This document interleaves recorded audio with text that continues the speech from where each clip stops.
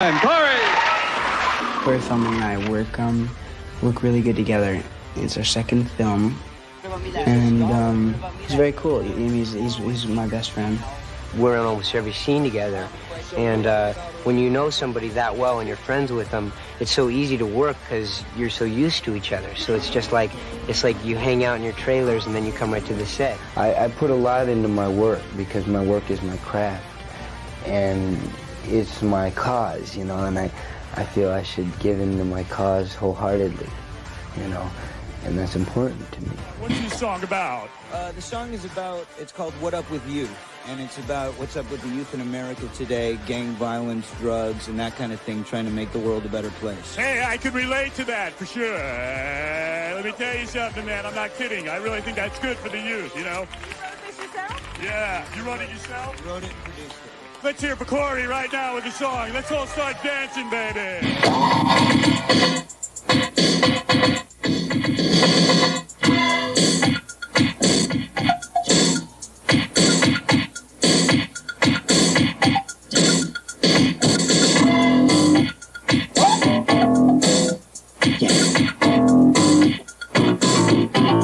I had the choice to be a star. You know, I just kind of woke up one day as an adult and everybody in the world knew who I was. I didn't have a choice in that.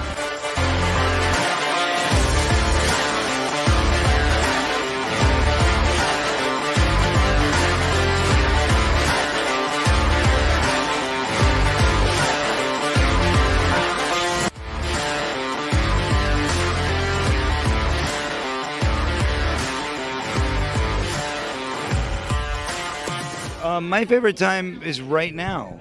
Every moment I live as it is to be the best. So therefore, the moment we are in is the best moment that we could possibly have.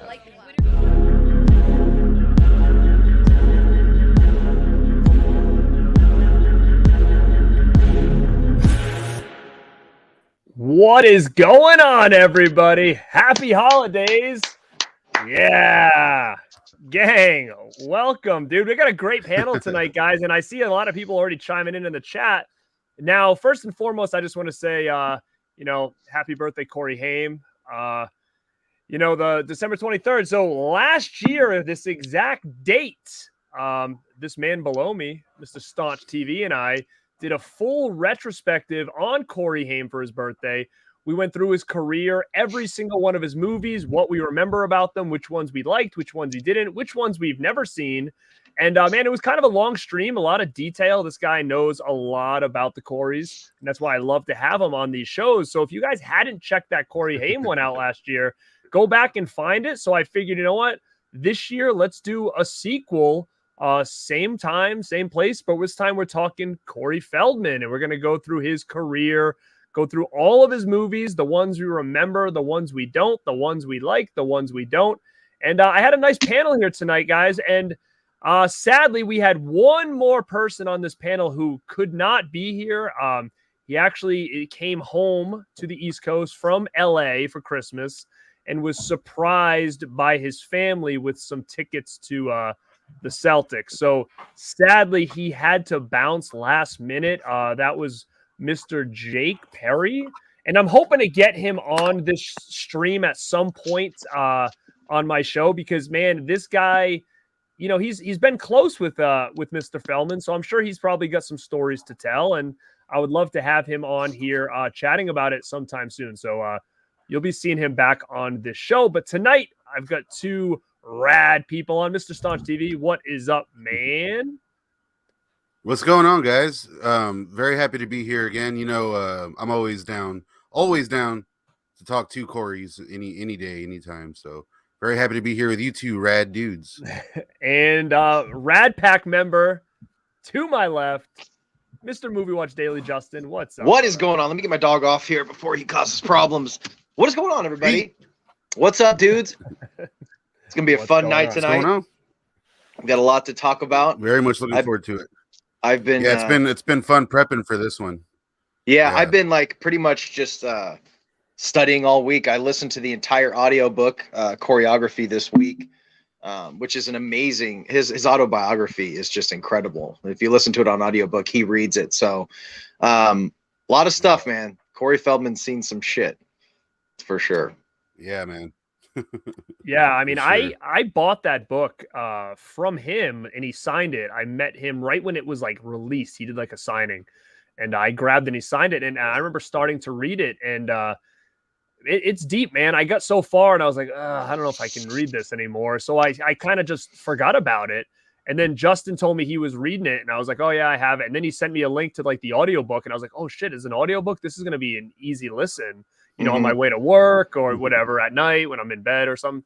And it's actually done by Corey Feldman. So listening to him tell these stories, it's just been fantastic. And I haven't even gotten, dude, I'm only on when he meets Michael Jackson right now. So I'm pretty still not that deep into it. I'm a couple hours in or whatever, but it's really good. And I recommend anybody to check out that audio book version of it. I think it's just really good. And the way he does character voices when he's talking about other people and stuff. And it's really good. Yeah. And he's done a lot in his life. And, you know, a lot of people sometimes will give him some, you know, some shit and stuff, but hearing him talk about it, it's like, man, like he's been through a lot, dude. He really has. Once I started listening to that book, I literally could not stop listening because it's written very well. I don't know if he had a co-writer or whatever, but it's told very very linear. It's a story. It's an autobiography, but it's told linear, like from his very first commercial that he got in like 1976. It was like McDonald's commercial, a McDonald's gift certificate commercial. And it's really detailed about literally him sitting around before he goes to the audition, talking to his mom. And so then I went to the audition, and it's like a play-by-play of his entire life, from his first commercial to his second commercial to him doing tons of commercials in his first movie. And then once it gets into it doesn't really get into the Corey stuff until like you know, the last half of the book, maybe the last third. And then it gets so heavy. And the whole two Corys thing, which I'm sure we'll get into, you realize once you listen to the book, which is amazing. He does all, like Michael Jackson's voice in particular was really good, the way he did Michael's voice and stuff. But what's gnarly is you think, when you think of Corey Feldman, you can't help but think of Corey Haim and Corey Feldman as a group.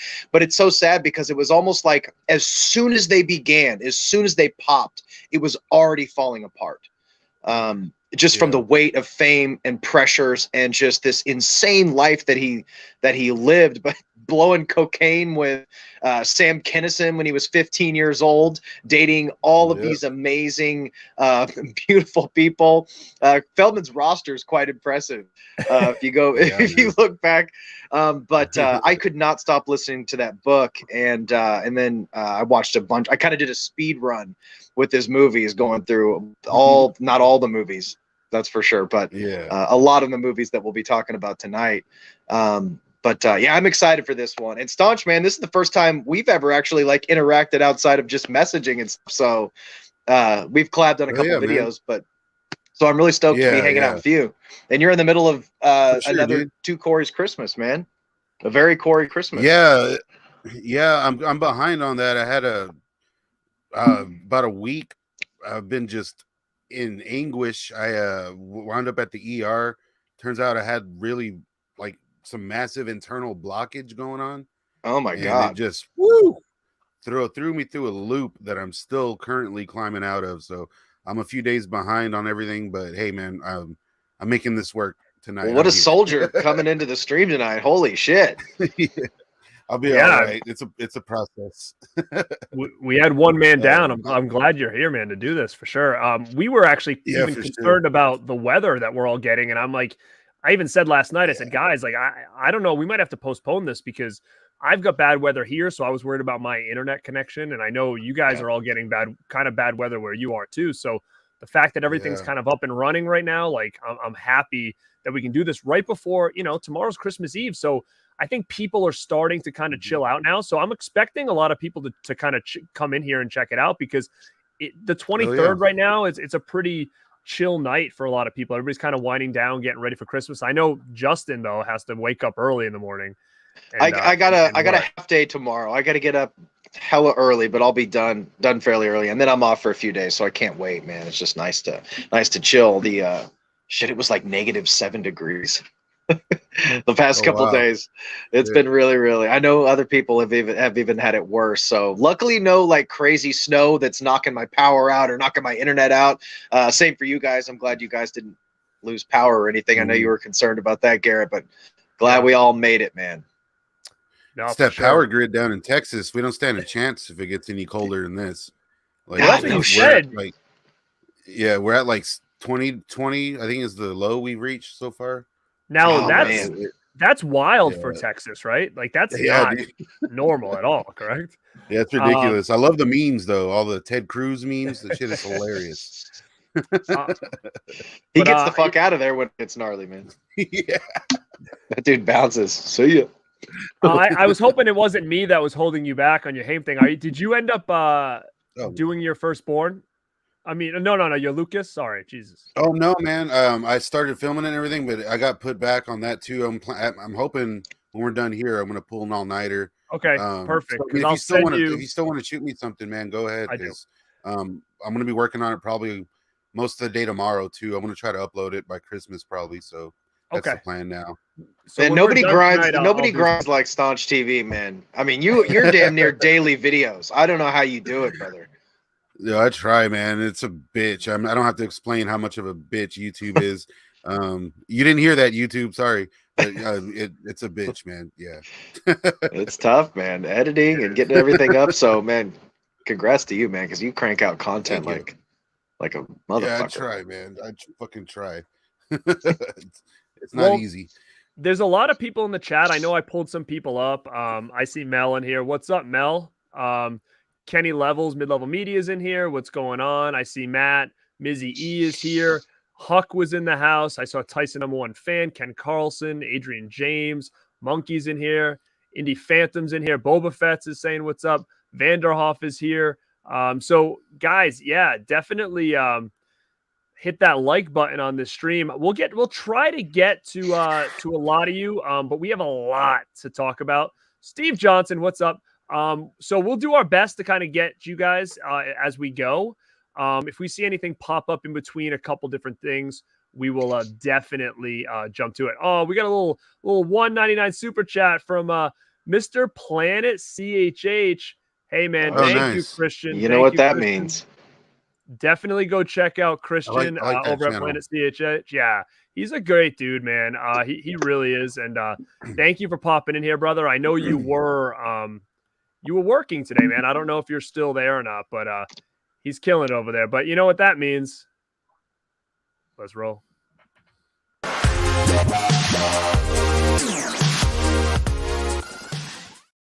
Oh, he's got the Feldman. He's got the Feldman tonight. We got the Feldman dance that's tonight. Right. Baby. I was ready for the hamster, man, but we got the Feld dog. Oh, that's yeah. Funny. Yeah. So we'll start again. I saw one more question. I do. Daniel Timms, what's up? That I want to get to really quick before we start. And because I have something I kind of want to say about this. And Brian, what's up, man? I'm trying to find where it went. Matt says, do you all think he's being honest about the crazy stuff he said about exposing people in Hollywood and hackers shutting his movies off in theaters?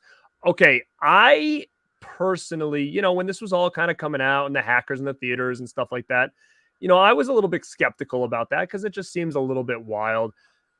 Do I think that he's bullshitting this whole thing about the pedophilia?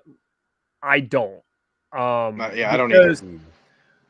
I don't know if there was hackers or anything like that. I mean, I'm sure being in his position, I know people would be like, why doesn't he just come out and just take everybody?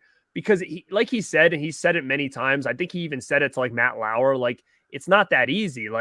He's going to get sued for defamation of character by people. He will feel like his life is in danger. He has a child he's going to worry about for different things. He's got a family. But like he said, he goes, there's hundreds of other kids that were all hanging out with him back in the day that know exactly what's going on. And you know what? When you think about it, in the child of that era, you had nightclubs for underage child stars. I mean, there's already already a lot of red flags, I think. And I really do think that a lot of stuff went down. and I'm sure some of the people he spoke about, I'm sure there was some problems that happened there. Yeah. But it's a tough road, man, because you start throwing things out there about famous people, and it's your word against theirs, right? So it's a real slippery slope. And there's statute of limitation stuff. He doesn't have like video proof, so it really is like a word against somebody's word against somebody else's, and we don't know who all these people are. He's named a couple of them, Charlie Sheen for one, which is a huge one, but you don't know how deep these pockets are. You don't know if maybe he didn't get hackers, but maybe he got some crazy message from somebody with just an army of lawyers ready to shut him down, and he got cold feet because it was like last minute. I mean, he had a group of people in the theater, documentary queued up, ready to go, and just like last minute it cuts out. So something happened. Yeah. I don't know about hackers, but he got spooked somehow. Yeah, I mean, I was waiting for the whole. Oh, sorry, man. No, Staunch, I want to hear what you have to say about this, man, because we'll talk about that. But you've kind of worked closely with him in some ways, correct? Yeah, man. This shirt right here you see in the background, that's the documentary I edited. Jake directed it, so I don't know how much he wants to reveal about that right now, but it should be coming out. I wish he was here to talk about it more. Jake. But anyways, I think I do believe in pretty much everything that Feldman had to say about, in the movie, in his documentary, there wasn't much surprises if you were already kind of privy to this stuff. He talked about Dominic Braccia and a few other names we've heard before. I'm drawing a blank now, but the Grissom guy. If you watch the Runaway video, what's that? The Grissom, what was it? Something Grissom. I think he was like, he used a different name in the book. Something like, his assistant guy. Yes. Yeah.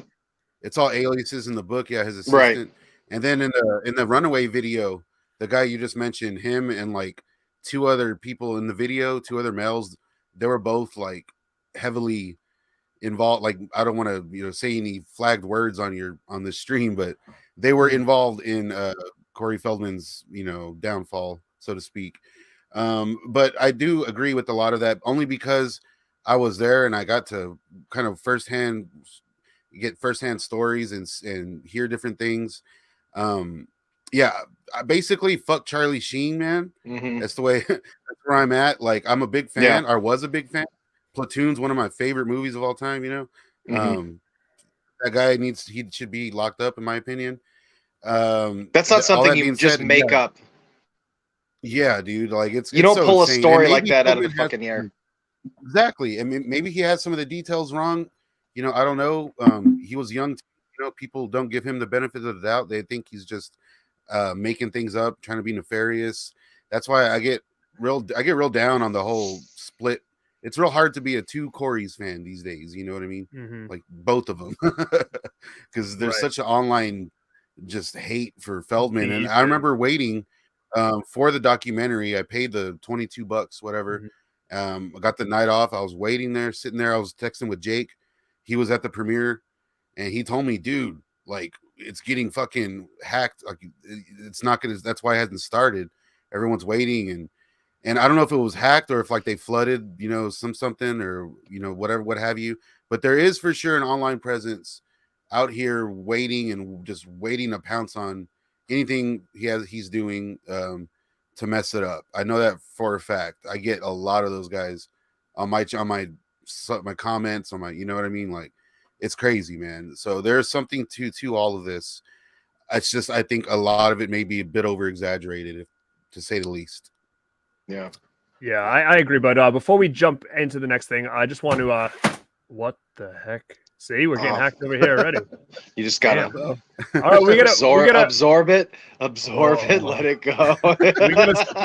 You're a hell of a night, Garrett. We're gonna get through this. Holy shit! Super chat from Lemke Vision Films. Popping up to say, Merry Radmus. I'll be watching the replay later tonight. Don't forget to roundhouse kick that like button. Thank you, Cody, so much. And for that, we're gonna get our little. We're gonna go back to our Feld dog.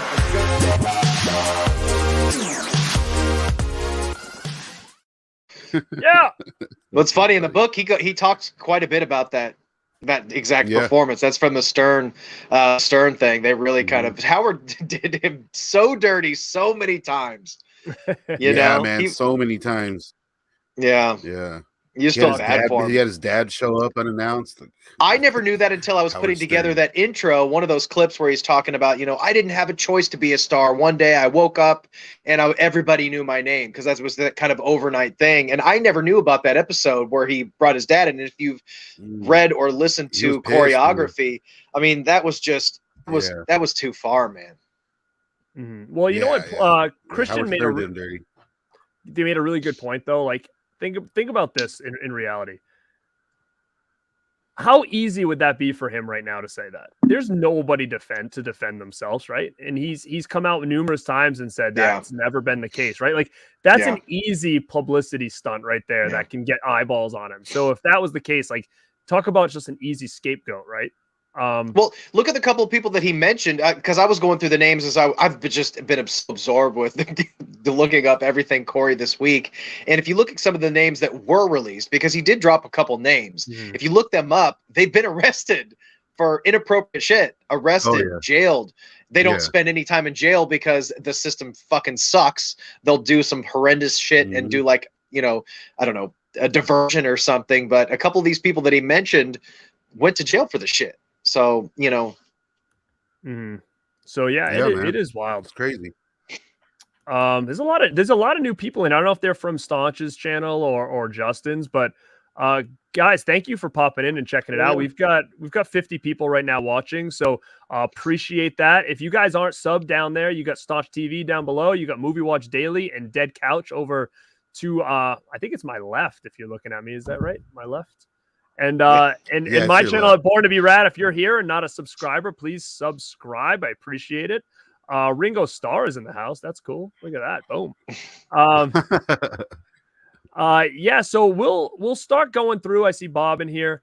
But let's kind of talk about you. You mentioned briefly about his first gig, which was the McDonald's commercial, and he talked about that in his book and how sadly that was kind of his introduction to, hey, little kid, there's no Santa Claus, right? So talk about destroying the magic at such a young age for him.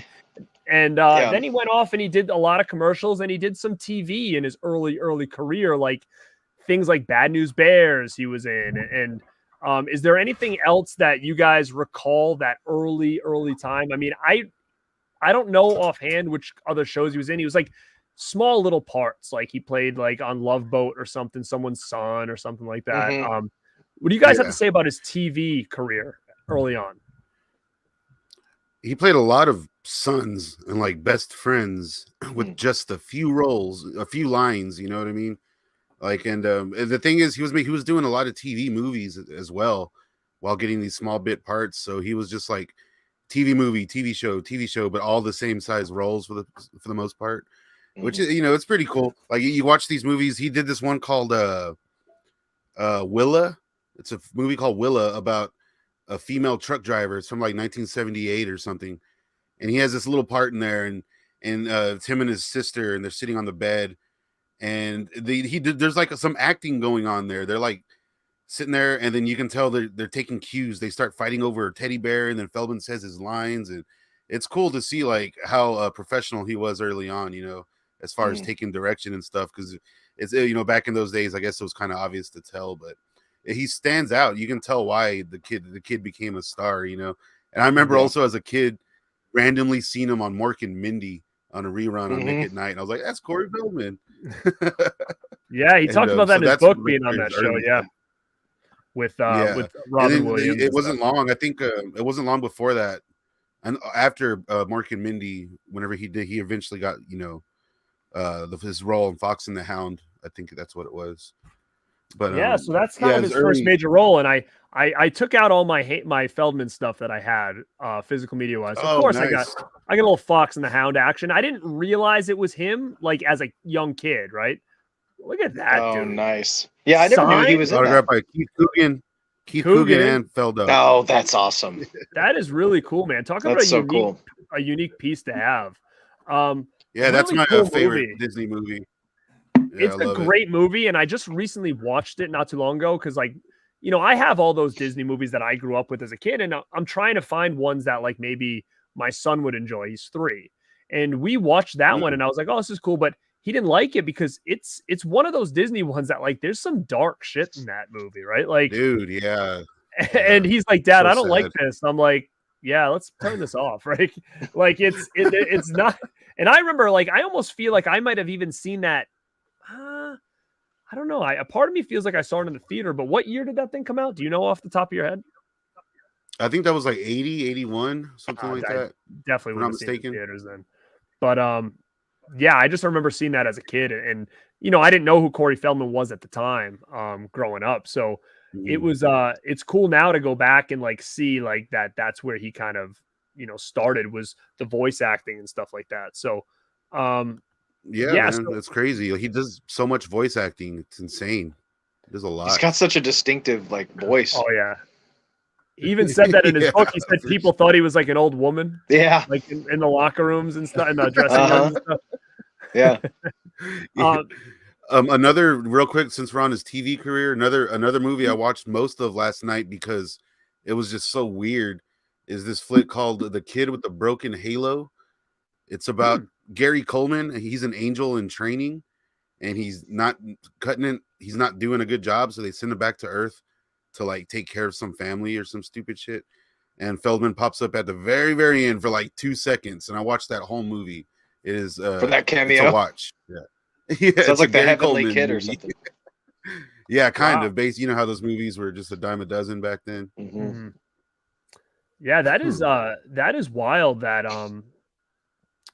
that, like you said, he was on so many things. Like even movies like, I think it was like Time After Time or Time Machine or something. He was like a kid in that. And so it was Time After Time. Yeah. Is that what it was called? And he did a lot of TV from there. Now, The Kid with the Broken Halo, is that, is there any physical copy of that, like on DVD or anything like that? Or is that it? I don't know, man. You would think there would be, but I didn't look that deep into it, but I'm assuming it had to have been put out at some point. It wasn't a bad movie. It's just, I had never heard of it. I mean, it's a Gary Coleman starring role, you know, like I don't think I'd ever seen anything like that. Right, so it has to be out there somewhere. It's on YouTube for free. That's for sure. Now, what's funny is in his book, and I didn't realize this, is that Corey Feldman was actually supposed to be an ET, which is a real crazy thing to think about. And what ended up happening was he was cast in ET as Elliot's best friend. And during a lot of rewrites, he got a call, and basically Spielberg was kind of like, listen, I apologize, but during a rewrite, we had to get rid of that character altogether. So it's no longer going to be part of the movie, but I will get you on my next flick. And that happened to be Gremlins, correct? Is that what the next one was for him? I think so. Which is 1984. It was, he had done Friday the 13th, I think, right before that, if I'm not mistaken. So, yeah. So they came out the same year. At the same time, even? It was the same year. So I think, he was in Final Chapter, which was 84 as well. And it's a lot of people's favorite. It's one of my top favorite Friday the 13th movies. And I thought he did a great job as Tommy Jarvis in this. And like he even said, as a kid actor, like he said, I had trouble like sleeping at night because like I'm wheeling machetes around and they wanted me to shave my head, which I didn't. I used like a bald cap. And he's like, and then being around actors like Crispin Glover and stuff like that. And he said it was just, he was very out of his element at that point. And with Gremlins, he said Gremlins was going on at the exact same time as Friday the 13th. But I think it was Gremlins, he said, was like a real long shoot. Like he had like, was he on set for a couple days and then he'd go back in like 3 months or something. He's like, I think that was his first major, like his first major movie. He's like, yeah, we'll have you for a couple days and then you're going to go chill. He wasn't used to being on a movie or anything like that where it's shot for extended periods of time. And then he talked about how much of a pain in the ass wearing that Christmas tree suit was, how he had to be stuck in that tree for days. I forgot about that. That's like the opening scene of the movie when he comes in, he's like slinging Christmas trees, or they got him as a mascot in the Christmas tree lot. He's so good in that movie, man. You can tell, like, and Joe Dante and those guys talk about it a lot. He was kind of who he was on screen, just that super precocious, charismatic kid. That fun-loving kid that you saw on screen was pretty much you know, how he was in real life. And those early roles, you can really see a lot of his personality, man. Yeah, for sure. Now, you guys growing up, I know, I mean, I think we're all pretty much around the same age, I think. I What am was your first 36. Okay, so we're all like up there, higher end of the 30s. But my first introduction to Corey Feldman was definitely Gremlins. No doubt in my mind, because I remember seeing that as a little kid. I don't think I saw it in the theater. I don't think, but I know I rented it a lot growing up. And that was my first introduction to Corey Feldman, was definitely Gremlins, because I didn't see Friday the 13th until later in my life. I was a little kid, and like when I probably saw that in 85, I probably caught Gremlins maybe when it hit VHS or whatever. But what about you guys? Was that your introduction to him as a kid? Do you remember? Yes. Yeah, it was Gremlins. Yeah, I saw Friday the 13th before I saw Gremlins. But look at that guy, huh? Let me see. Well, that makes sense because it came out. Oh, I guess it came out the same year, didn't it? So it did, yeah. Yeah, but I don't. I just like. I remember seeing that before, but ironically, I think like the first movie I saw that whenever I was like, who's this guy? You know, it was a Two Coreys movie. I believe it was License to Drive, where I saw that at a young age, and I was like, okay, these guys kick ass. Like, who are these guys? And then, ironically, didn't see Lost Boys until I was a teenager. So it's kind of a weird thing. I spent a lot of time, you know, back in the day with USA Up All Night and whatnot. They showed like Meatballs 4, Dream a Little Dream 2, all of his like schlocky shit, you know. So that's why I have such a soft spot for those movies, man. And like that's his character in Meatballs 4, man. Or wasn't it supposed to be called like Unhappy Campers? Is that what the original title was? Happy Campers, yeah. Yeah, because they switched it. You know a lot about this. You did a whole video on this one, but they kind of did a bait and switch with him, where he thought he was going to be kind of his own, kind of one of his comeback movies in a movie called Happy Campers, and it turns out that switched hands with producers, or somebody bought the it was the National Lampoons. It was originally done by National Lampoons. Yeah, I think it was. And then somebody bought it, or somebody took over National Lampoons and changed it. I'm not sure if he talked much about the behind the scenes stuff in the book with that movie, but I recently found out some interesting tidbits about that. But I can talk about that when we get there, I suppose. Okay. Yeah. So that's perfect. Friday the 13th, again, that came out first for him, like in the theaters. It came out first. And it was being filmed the same time Gremlins was. So he was bouncing back and forth between these two movies. So, I mean, already you look at Feldman's in the movies that hit the movie theater, you got Fox and the Hound, Disney property. Now you got Friday the 13th, big property again. Then you got Gremlins, a Spielberg property by Joe Dante. And I mean, he's already starting like in these real big time movies. Like I said it all the time, like before, like when I was a kid, I was always like, oh, I feel like Haim's a better lead man. But Feldman was in everything. He was in like when you look around this room that I'm in right now, it's like he was in probably half of the movies on the posters on my wall. Like those are the ones I grew up with. So many iconic roles early on. Man, you can't deny it. Seeing him everywhere as a kid, you were like, this kid is awesome. He's in like everything. So I'm sure Gremlins is some of people's favorites for sure. Like it's one of my all times, no question about it. Gremlins is definitely up there. You know, I got to be honest, I'm not a fan of Gremlins. You don't like Gremlins? Never was. Yeah, man. Don't get me wrong, I like the Gremlins. I think they look cool. The movie for me, for whatever reason, I just don't enjoy it. I find it so I find it's such a downer for some reason. I don't know why. Don't ask me why. It kind of is right with me. Yeah, like I prefer the sequel. Yeah, it's more like fun. The wackiness and the Hulk Hogan and shit, you know. It was a fun movie. The first one, Gremlins, is kind of that final third act scene is pretty creepy. I mean, there's some cool shit in it. I like the Gremlins. I just wish they were in a better movie. So I don't know if I'm not trying to be a hater, you know. No, well, you know what, that was why I think that they changed it up for New Batch, because they said it was marketed as a kids movie, the first one, and then when parents brought the kids there, they were like scared shitless because it was like, wait a minute, what is this? This is dark, right? Like these things are scary. Like they're holding guns and chainsaws. Well, and all this that's other what shit, happened. too. Kind of didn't that kind of spark the thing with Spielberg after Gremlins about the rating system? It was that and Indiana Jones, I think. Yeah. It So was that's Indiana what it. Jones too. Yeah.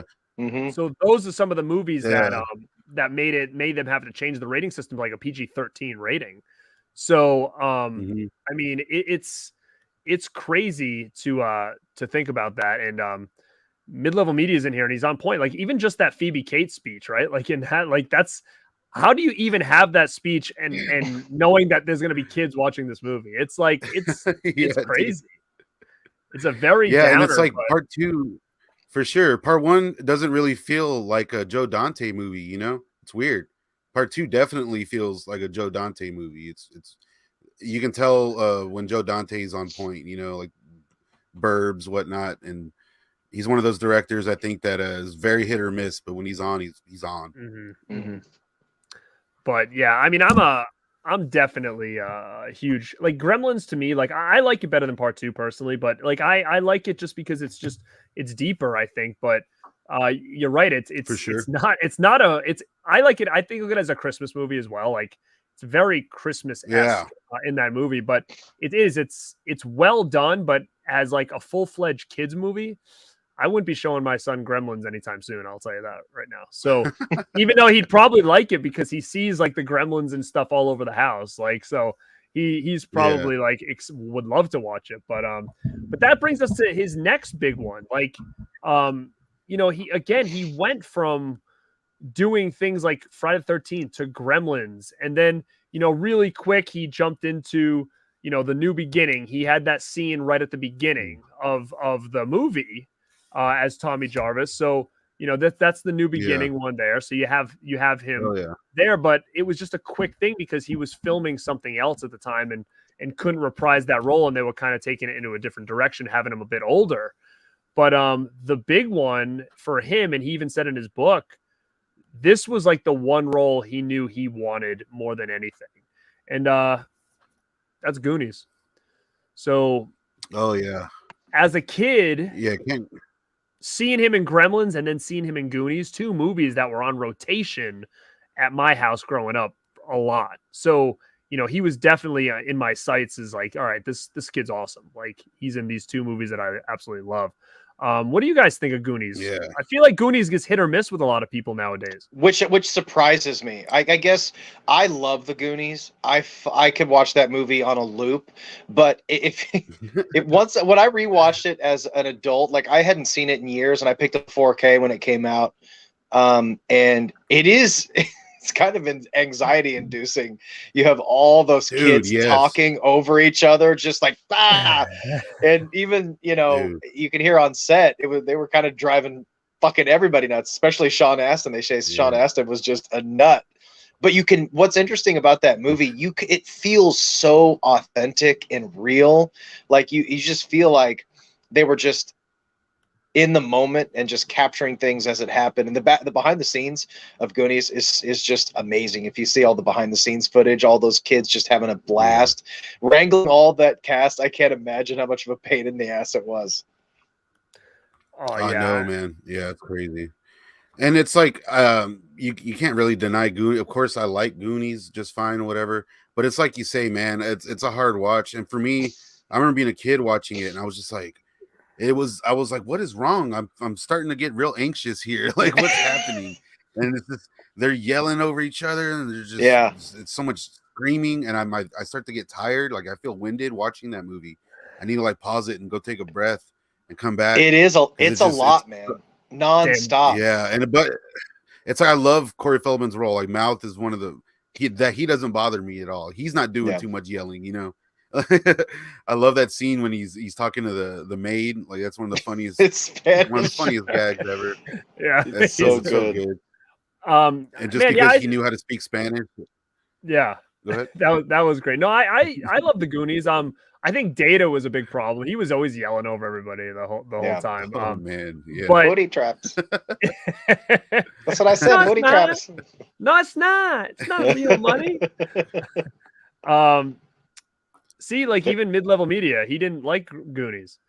Hey, what do you mean you watched it? Oh, way later in life. I thought you said I finally watched it the other day. I was like, geez, bro. Yeah, if you didn't grow up that movie, I could see that movie being annoying as fuck. Honestly, I get it. Yeah.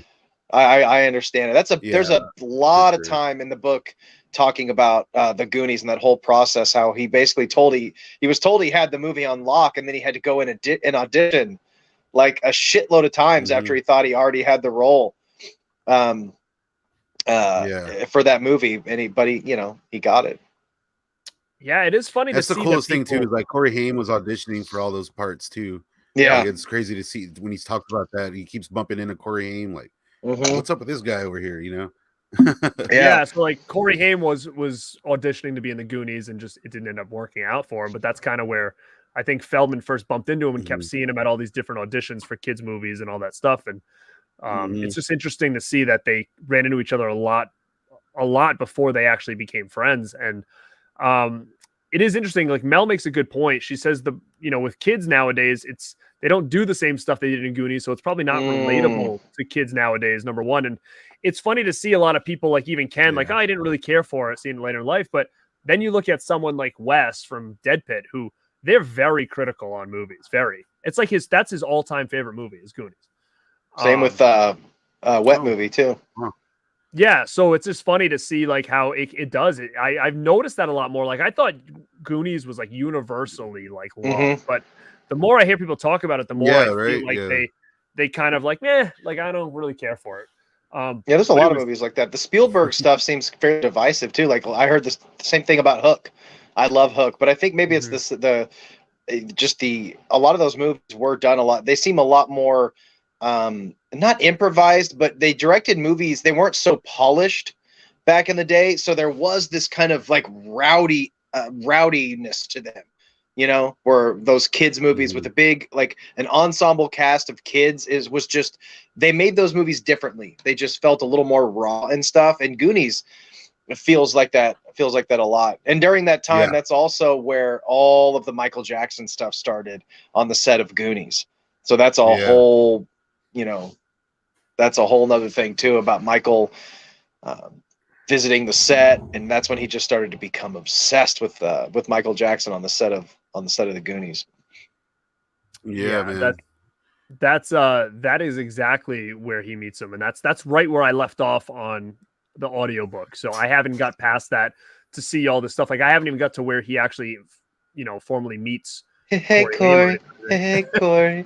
He does Michael Jackson's. Oh, dude, he does his voice the whole time. Let's go on an adventure, Corey. That is so funny. I mean, it's crazy to see. Like he talked about that. They got those Victory Tour jackets sent to the set of Goonies. Yeah. Man, I wonder if he still owns that thing. Like how crazy that would be. Oh my God. Well, I'm pretty sure he does. He still has his Rock and Roll High School Forever jacket. Oh, that's so. Did you see it? Did you see it? I didn't, man, but I saw pictures of him still, and he was talking about it when we were there. He's like, I still got that jacket, man. I was like, oh, fuck. Like I would have been, dude. Let me just put it on once. Just let me get one picture for the gram. Wearing the high school jacket. A little off subject. I didn't mean to bring up Rock and Roll High School Forever out of nowhere, but quick little. Leanne Curtis promised me hers when the time comes. Oh no shit! Oh, that's cool. I'm looking at Sasha, I'm looking at your backdrop over there. I see some good stuff. Obviously the Lucas, you got the Haim picture. I put a lot more, but I didn't realize the screen was gonna. No, it's all good. Is that the 80s? Is that the 80s Inspector Gadget right there? Dude, or is that Dick Tracy? Who is that? It's Dick Tracy. Oh, Dick Tracy. Dick Tracy. Wow. I got a Memphis Mahoney in the other room. It's pretty sweet. Oh, that's cool. Is that old or is that something that came out? When did that come out? In the 90s? It's vintage. Yeah. Wow. Yep. Like something like that, right? I love that movie. Oh, Staunchy, you just lost you. I can't see you. He's been hacked. Uh-oh. Can you hear me? I can hear you. Your video's gone. What's up, Mr. Creepy? Whoa. Okay. Give me 1 second, guys. I'll try to fix that. They found out about the stream. What's up? I know he said you said too much when you started getting into being at Corey's house. But as we move on to his next big role, again, he just got off of Goonies, And the next one, I think this is one that I'm pretty sure is, I think, universally loved. And that is Stand By Me. Oh, Yeah. I think that's pretty much, Definitely, I don't know, like, definitely. I think this is almost like people would prefer this over Goonies more or less nowadays. I do. I love them man. both. I do. Yeah. And I can remember seeing I'd that say one at a Stand young By Me age. is one of my and all-time favorites. Loved it. Yeah, it's so good, Yeah, man. Stand The By Me is kids, definitely one of my all-time. What's that? they have great chemistry, those kids in there, and like there's some just memorable scenes. I remember seeing that movie for the first time at my grandmother's house on TV. I think she had like, she had a lot of those like a black box they used to call it, where basically you got every channel for free or whatever. So I remember watching that there, and the pie eating scene, the leeches, like all those like scenes are just like I just never forgot them. And what are you guys' thoughts on Stand By Me? I mean, it's classic, man. That's one of my all-time. That's in my top 5. I mean, there's a couple. You know how it's impossible to pick the number one movie. There's a few movies kind of hover around that number one spot, and kind of depending on how I'm feeling that day, Stand By Me might be up there as my number 2 or 1. There's something about that movie that just it's of course the nostalgia, but it's also interesting because when you watch that movie, you're like almost nostalgic for a time that you didn't even live through. It just feels so so cool. Was it the 50s? Is that when it takes place? It's got to be the 50s. believe Let so. me just check and see what it says on here. If it All says of the that. performances are just so amazing. The chemistry between those kids were just so damn good, man. Well, what's wild is like you look at it and it's almost kind of Goonie-esque, right? Like which group of kids, like, it's very similar in the sense that it's got a group of kids that go on an adventure, which, but this one, they're looking for a dead body instead of looking for a pirate, right? Mhm. So, I didn't get into that far yet into the book or anything like that, like that I recall, but did he say anything about Corey Haim being at this audition as well for all these kids or no? He didn't mention that. Yeah. Oh, did he? Oh no, in the book maybe not. I don't know about in the book, but I do know that that at the same time, Corey Haim apparently, supposedly, the word is Corey Haim did land the role of Teddy, but chose Lucas instead. Oh wow! Or Feldman got Lucas and chose Stamp. However that went, I remember. I'm fairly sure that's the story. That's how that went down. There is a story both those about movies came out in '86. Yeah, there's definitely a story about Haim choosing Lucas over something else. I know that story, but I didn't know which movie it was. I thought it was Goonies, but maybe it's Stand By Me. I think it was Stand By Me, if I'm not mistaken. And dude, I mean, you can't like Stand By Me again. I'm with Justin here. It's easily in my top 5 of all time, regardless of Feldman or not. Like, it's such a good movie. That was the first movie of his that I really clung on to. That's one of the first movies I remember like relating to, like all that shit. I'm sure being a young kid, just especially around our age when we still played outside and had friends and shit, it all works. And like you said, being nostalgic for a time that we were never there. A lot of that too, like back in those days, Oldie Station played these songs on the reg. Yeah, I remember that's right. hearing them. My dad would play them, and so you were kind of familiar. It was like I grew up out in the country. It all felt so familiar. I was like, I want to go find a dead body. Like, let's go do this, But it's just, and it's a rated R movie. They talk like, oh yeah, sorry, I didn't mean to step on you. No, it's told they talk like kids talk with Annette tits and whatnot. Yeah, they're dropping F-bombs. It's a rated R movie, so I think that's what I responded to. I'm like, these kids are talking like, like talking like I talk with my friends, ripping on each other, talking shit, Yeah, Feldman was like Feldman was like the bad boy, man. And he talks about in the book he talks a lot about River in that book. And how he was kind of in awe of him about how he could. There's that R.I.P. man.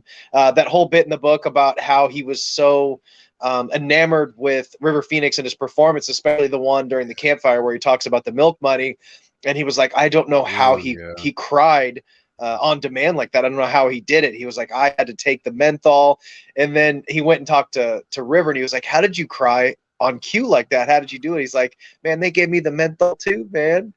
I didn't do that on my own to bring the tears, and stuff. So it's cool hearing those little stories like that. But they're all great because Corey was so nervous about his big scene about his dad. And he was it was Rob Reiner, right, who directed that one. He was really nervous about that scene. And I don't think, in the book he says, I'm not going to repeat what Reiner told me. I can't remember exactly what he said, but right before he was to shoot that scene where he has to get incredibly angry at somebody talking shit on his dad, even though his dad was a piece of shit, it's still his dad. So he was defending till the end. Rob Reiner kind of, spoke to him and kind of coaxed that performance out of him. And I think he killed it. I think he did an amazing job. Yeah, it's like it's hard to imagine anybody else cast as Teddy. Yeah. Insane. I want to show off my ear real quick. That's Teddy. It's a mold of Teddy Duchamp's ear, made by Corey Feldman himself. It's pretty sweet. It's squishy, dude. And so did he have the prop? Did he have the prop and he just made molds of his actual prop? Okay. He said like they either gave him the mold or he stole it off set or something, like one of them. But it was an actual one that he wore, and then he had it in storage. And then he made them for charity. He sold them for charity. And then luckily, like I bought mine secondhand, but I had to. I really wanted one. And that is pretty cool. What most people don't realize that comes from this novella, The Body. It also has Shawshank Redemption, At Pupil, and this really cool little story called The Breathing Method. Shit, I need to pick that up. The thing that the movie, it's pretty sweet, dude. This book's great. It goes season by season, and it's fucking brilliant. But the thing in the book is that they talk about the fate of everyone, not just like in the movie they talk about what happened to Chris. Phoenix. But in the novel, in the novella, they talk about what happened to Teddy after all of this, and what happened to Teddy. Just real quick, so y'all know. Spoiler alert. Teddy. Yeah, spoiler alert. Teddy, after the events in the movie, what they didn't say was that he eventually they lost touch. Him and Vern started hanging out. They lost touch with other guys. They kind of hung out with the bad crowd. He tried getting into the army multiple times, didn't let him. He wound up around town doing odd jobs, being kind of like a hood. He had this old beat up car when driving around drunk with his friends, wrecked it, killed everyone in the car, and went down in that town as like the biggest asshole ever. That's how he was remembered. Yeah. Now, and Vern lived in a shitty apartment at a party. He let the cigarette going and burnt the whole place down. And that's how he died. It's so sad. That is sad. Now, I knew that this was a adaptation of something Stephen King had done. I didn't realize it was just a part of a different book, right? So you're saying that that's got short stories, that they're building full movies on just these short stories? It's 4 short stories. Yeah, and they all go in order and they all reference each other. So that's like they cool, talk man. about Shawshank in different stories, and it's cool, man. It's really talk good. about good adaptations to expand something like Shawshank Redemption is another one of my all-time favorite movies. I thought that was a full novel. I didn't know that was an expansion of a short story. Frank Darabont's the man for that. Damn. Oh yeah, it's impressive that they're able. And the movie's actually better. Yeah. Yeah. It's crazy. That is killer. But I saw Matt post this in here really quick. He said he wants that big Pee-wee ear. I do too. That big one that he had at the Magic Store. I would love to have that. But what I didn't know and I learned as well is that Corey Feldman almost was in Pee-wee's Big Adventure, which I didn't know that was a thing at all. So in his as book, the kid who steals the bike. Yeah. So in his book, I guess he had met with Paul Rubens about being almost like the Francis character. Right. That's right. Which would have been so odd that Corey Feldman at that young age would have been the ones that Pee-wee's fighting with that stole his bike and stuff. And he couldn't do it because he was doing the Goonies at the the I actually. Francis is great. The actor who plays Francis in that movie. So good. I don't think there's many. Francis was perfect. I think that he was just perfect. It's almost better that he was an older like man child. Yeah, I love that. You know, it's so good. Yeah. So, but I just thought that was really interesting because it was not something that I had any idea about that he was even going to be part of that at all. But Stand By Me, 1986. It seems like everybody's loving it. I put a little poll out there to, if you guys haven't done it, where basically I wrote, do you like Goonies better or Stand By Me? Right now, Stand By Me is up 60 to 40%. So it's pretty even. If you guys want to throw it in your vote over there, I'll check it out later. But yeah, it's just interesting to kind of see where people said that, because they're very close to each other as far as the type of movie it is. I think it seems to me like it's almost like Stand By Me is more of an adult version of Goonies. Look at this. I agree, man. Pee-wee's Big Adventure is a jam. No, I think Pee-wee's Big Adventure is a, I know it's gonna be weird to say, but like, to me, it's almost a masterpiece. Like, it was just so out there that like it just works at every angle where it had no reason to. I think we need to do a Rad Pack episode on that. Oh, I'm down, Pee-wee, all freaking day. All freaking day. Yeah. So 1986 is where Corey Feldman got into Stand By Me, and the next one you go into the late 80s, and he's still, doing really cool work there. And obviously, one of my favorites of all time is The Lost Boys, and this is where he meets Corey Haim for the first time. And man, I don't know what to say about this. I think it's just a classic. It's just a really different take on the vampire genre, and I just feel like it works at all levels. It's just the sign of the times, like in the sense where, man, like it's such a cool movie. And we did a whole Rad Pack episode about the Lost Boys. So if you guys are new to this channel, definitely subscribe over and go check that one out, because we go in deep with some Lost Boys stuff. But what do you guys, big Lost Boys guys, both of you, right? Oh yeah, absolutely. Did you get to the Lost Boys part in the book? Not yet. That's when things really start. That's when he has his first. That's kind of the Lost Boys, and filming that movie was kind of the turning point in his life. Where that's what I was talking about at the beginning of the stream. When as soon as they started to rise, it was the beginning. It was already the beginning of the downfall, because that was the first time he did coke with that extra. Yeah. And he got yelled at on set by Schumacher. And I guess that's his mom was on set being gnarly, and he met up with some extra. There was an extra there who gave him some blow and taught how to drive, and he fucked around all night and realized, holy shit, I have to film the movie in like 3 hours, and he couldn't go to sleep, so he just did some more coke. And Schumacher pulled him aside. He's like, what the fuck is wrong with you, man? He was blowing his lines. He couldn't do shit. And that kind of was the beginning of the addiction side of his life. And you can kind of see that. Because the next couple of years get a little bit wild, The movie's fucking amazing. As far as, dude, Lost Boys, I think everyone's pretty much already said everything there is to say about Lost Boys. It's another classic movie in a row. This dude's just knocking them out. And I don't know, dude. Lost Boys did so much cool shit with the vampire genre that I didn't even realize until like I'm watching it recently, and it's pretty crazy how like they do all the tropes. Like you have to be invited in, no reflections, what have you, garlic, and all that. All that comes into play.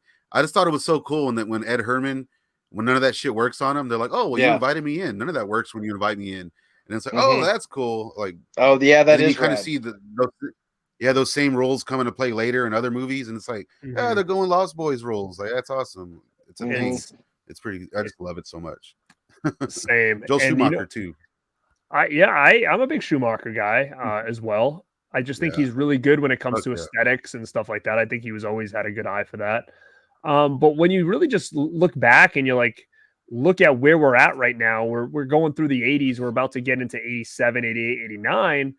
And man, like if you're someone looking to bring this kid in, like this dude's roles have just been insane. Like Friday the 13th, Gremlins, Goonies, Stand By Me, Lost Boys. Like, dude, think about like that.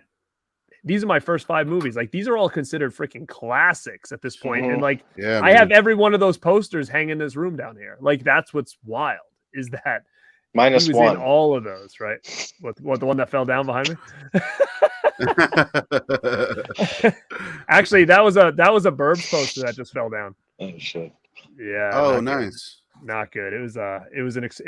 It's probably worth about $500. So I'm hoping it's not ruined. Oh shit. I shouldn't have brought it up. Yeah, I'm hoping it's good. Over Was there. it the Mondo? Was it a Mondo, Burbs? Yeah, it was actually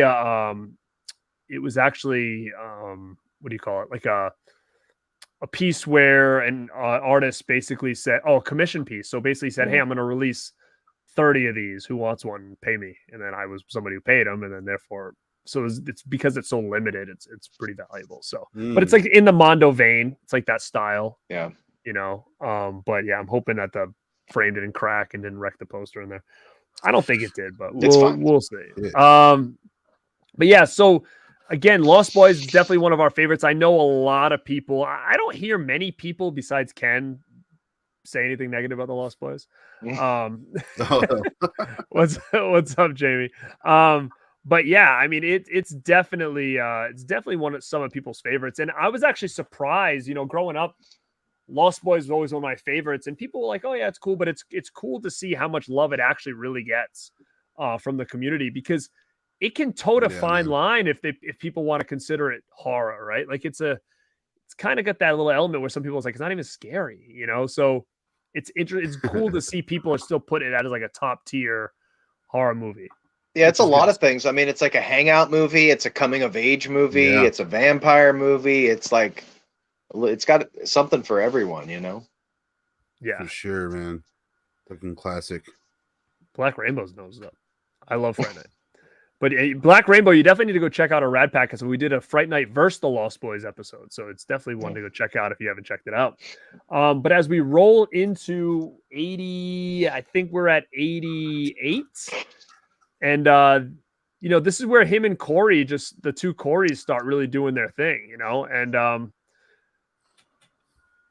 just looking at the poll real quick. I'm going to close the poll in 2 minutes. So check it out. It's at 52% Stand By Me, 48% Goonies. So that's really, really close. Wow. One of my favorites is License to Drive. No questions asked. Love it. I think it's great. I think Corey Haim really shines here. As a lead. I think it's one of his best. And I absolutely love this movie so much. So what do you guys think of License to Drive? I love that movie, man. That's like top tier Feldman, top tier Haim for me. That movie used to play so much on HBO. They would play that movie on a loop back in the day. I just remember watching that movie every time it came on. There's like every scene, there's so many set pieces in that movie. The editing is really good. That's like, out of all the films that he's done, that's one of the movies that like it's just one of the more well done Lost Boys and License to Drive are probably the two like well-made, best-made movies that they did. It's just hilarious. Yeah, I totally agree. I love that movie too. Like that was the one. Like I said, when my first two Corey's movie where I realized like these dudes are cool as hell, especially Corey Haim. I was like, this guy, his performance in that is so good. And then like later on, when you hear him talk about how much he was inspired by Jack Tripper for that role, you're like, oh shit, of course you were. Like you go back and watch it, there's so much John Ritter in his performance. It's pretty nice to see from a kid, you know. And I think I forget his name, but their other friend in that movie, the third guy, like the nerdy guy. When Jake told me a funny story about how like they didn't really like being around that guy. He was like trying to hang out with them, and they would always kind of rank him out or talk shit about him, and like, yeah, get in the back seat, you know what I mean? He was just some guy on set, and I don't know what that dude ever wound up doing after that. But I mean, the cast, man, it's such a good cast. Richard Mazer as the dad. Like, why they didn't do any more movies with Corey Haim and Richard Mazer as like father son? The chemistry there is so good. It's and the soundtrack. I mean, come on, Heather Graham. Cut it out, so good. Yeah, Love I that think movie. the whole family in that, Corey Haim's family in that is a great, even the Yeah, mother dude. and all that. Like it just really worked. And I wish we did see a little bit more of that. I think that was really cool. And yeah, it's just a fun movie that I feel in some aspects is very overlooked as an 80s Yeah. classic, you know? Along with Yeah, like the man. Breakfast Club and all those movies, it should be mentioned with those. It I should be, agree. yes. It should easily be right there. And it's messed up, man, because like that's the thing too. Like I'm not trying to speak ill of nobody, but I know like Judy Haim, his mom, is real protective over his, his image and as far as releasing stuff and whatnot. Like that Dream a Little Dream that came out recently. That's like the first thing with Hamster on it that got re-released since That's they true. re-released that video game he was in a few years back. They released like a Double Switch, I believe it was, got re-released, and like those two things, that's it. Like I think there's like a Funko Pop for Lost Boys of Sam. Oh yeah. And it's like there's nothing. If you want, I can't find one, man. But oh, if you dude, want I anything, have to look. I think I bought like 3 of them. But, oh my god, that'd be awesome. For it's like for if Haim, you want right? anything Corey Haim, you gotta. What's that? The Haim one, right?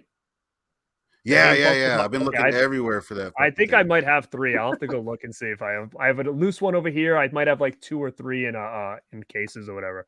But I wanted to grab that because I knew like some of those pops were like if you missed them, they were going to go up in value. And I was like, oh, this is Corey Haim. I got to grab a bunch of these. But so she owns his mom owns the rights to his image. As far as I remember, as far as I know, that's the deal. Because the only way to get any officially licensed merch is through like her website, So if you want like a Corey Haim t-shirt, you can go get one. The only way it's legit, quote unquote, is through her, and which is cool. I get it. She doesn't want, but it's like at the same time, kind of tainting a pretty cool legacy that So I think I don't know if that's the reason we don't see much of this stuff anymore. But I feel like it has a lot to do with it. It's kind of a double-edged sword thing when you talk about that. Like, other people would have really exploited it. So maybe it's almost better that she didn't just sell his soul and just, because shit, especially with how nostalgia crazy everybody is. I mean, goddamn, you put like a Fright Rags or something made a License to Drive shirt, they would sell fucking thousands of those things. Yeah. Yeah. Well, it's weird because like NECA did a. Yeah. Oh my god, I would love if NECA did one. But like Fright Night. Sorry, Fright Rags did a Silver Bullet shirt, I think, with him on it, didn't they? I think they did, but I think it might have been one of the ones where they kind of like alter the face so that it doesn't exactly look. They've done that a couple times with shirts where they'll like, like where it's not exactly like him. I'd love some more Two Corey's merch or some Feldman merch. Oh my god, I would love that. I mean, like imagine some NECA Lost Boys like reaction figures or something. Oh hell yeah! Yeah, like dude, a NECA Lost Boys, get the fuck out of here! Like that'd be so cool. Like even imagine like a 3-pack with like Haim and the Frog Brothers. Like that would be so freaking killer, dude. There has to be a hang up because they would have done that long ago. Doing that and then being able to do like a multi-pack with like the four vamps or whatever on the God, that would be amazing. So nice. So that would sell so much. We get another super chat coming in. Black Rainbow jumps in. What do we think of the Black Christmas 2006 remake? One of the best. I love that movie. I think that's I like it more than the original. Yeah, 2006. Yes. The other remake, not so much. But no, I never seen the new one. Everybody tells me it's terrible. It's fucking horrible. It's not even worth watching. Don't watch it. It's terrible. It's not. But it's really not. Black Christmas 2006 was good, but for some reason I feel like it was very hated when it first came out, but it gained a real big following. Dude, that movie rules. So I like it more than the original. Yeah, the look, it's amazing. Well, why hasn't anybody put that out again? That's what I don't understand. Like, I don't know. No. It recently got some love. I think Joe Blow did a video about it a few days ago or something. So it's people are recognizing like there was more to that flick than people thought. I remember watching it back then and I liked it. But I mean Mary Elizabeth Winstead and Michelle Trachtenberg, like they're two of my favorites too. So the lighting in that movie is so incredible. Like the Christmas atmosphere is amazing. Like that's what Joe Bigos was like trying to do with Christmas Bloody Christmas. But yeah, here I go on Joe Beagles. I'll respect his passion for his filmmaking and that. But big thanks for Black Rainbow for the super chat, dude. Appreciate that. So we get.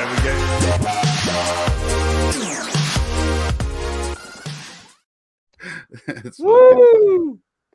Hamster. I mean, Feld dog.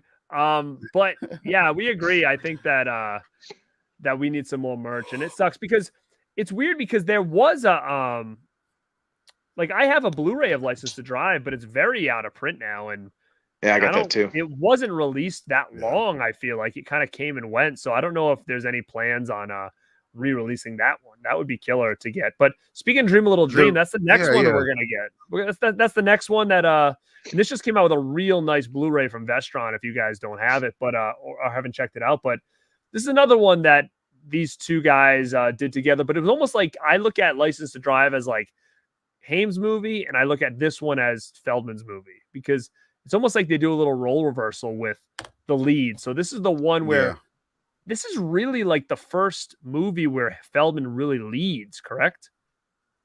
Yeah, it's his first big leading role. Yeah. And if he just blew a fuse. Yeah.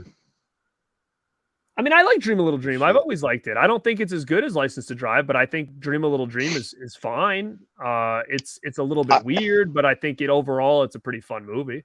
I watched it. Sorry, I got caught off guard because I have like space heaters going on and my ring light just came off and my internet kicked off for a minute. I think we're good now. So no, you look good.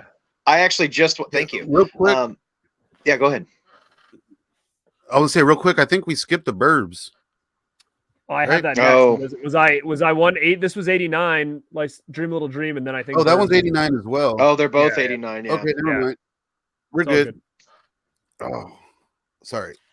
But yeah, you just got done watching this. I just watched Dream a Little. I just watched Dream a Little Dream. I hadn't seen it in years and years.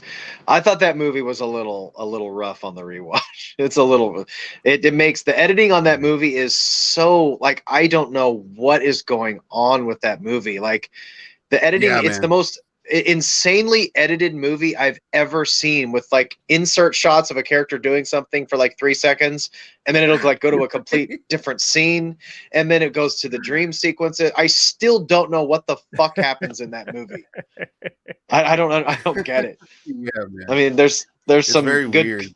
It's just I don't know, it just didn't. Meredith Salinger is like the one of the most amazing parts of that movie. I think she's just a fucking smoke show in that movie. My God. After you watch that, you wonder, like, why wasn't she in more stuff? That's what I don't understand. Well, in the book, it was Jennifer Connelly. They wanted to give her the role, but she wanted too much money. So they went with Meredith Salinger.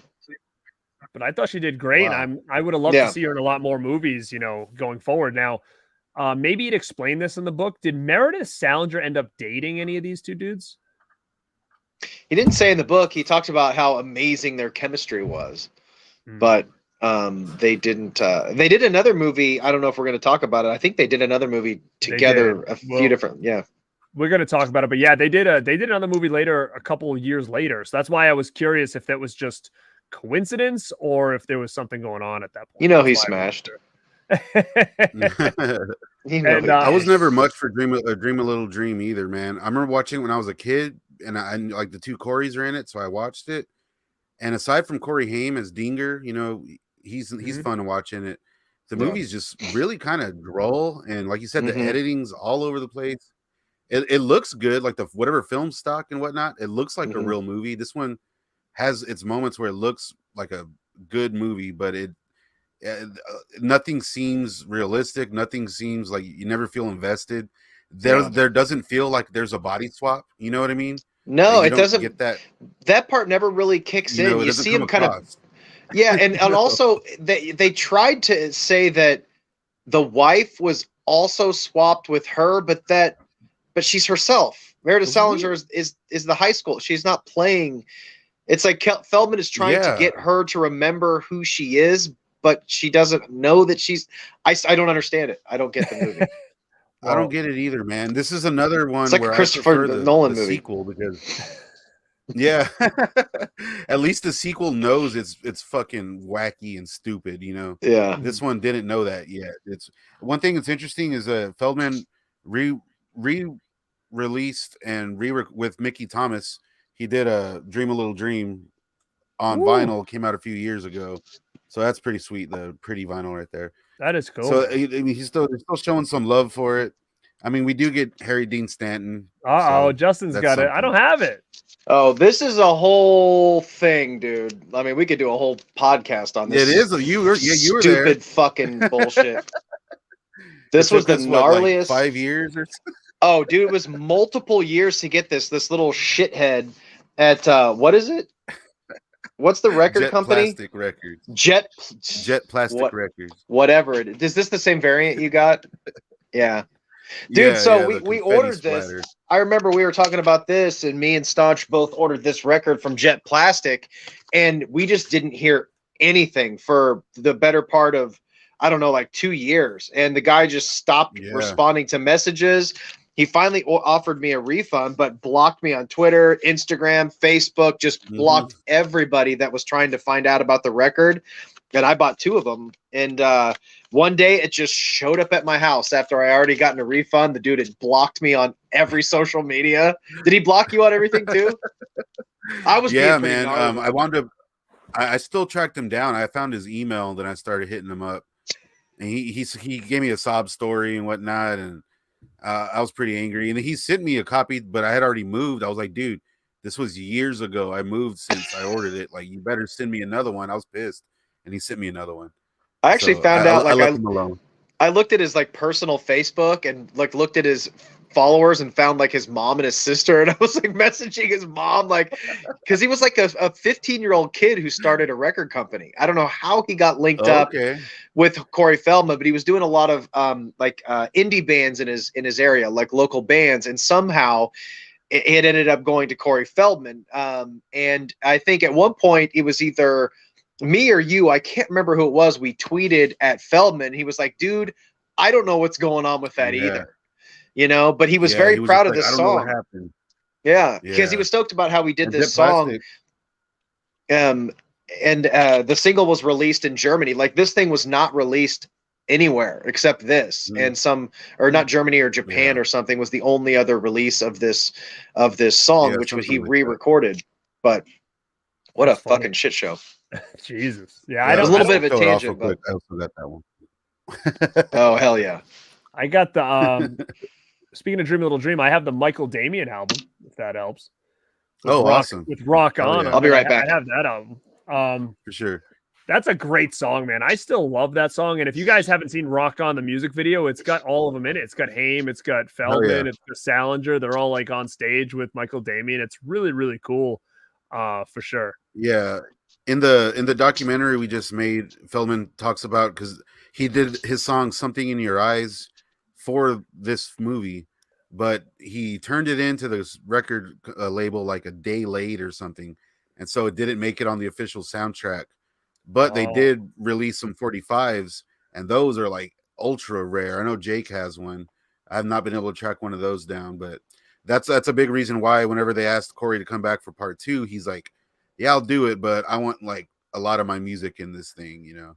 So that's how that all happened. But again, I'm just not a fan of Dream a Little Dream. I put that up there with like the Goonies and other Corey Feldman movies. I just really I appreciate him, but I don't care for him. I don't get any enjoyment, put it that way. It goes back to the same thing. I was a big fan of this. I had the VHS tape and stuff, so I was always a huge fan of this movie.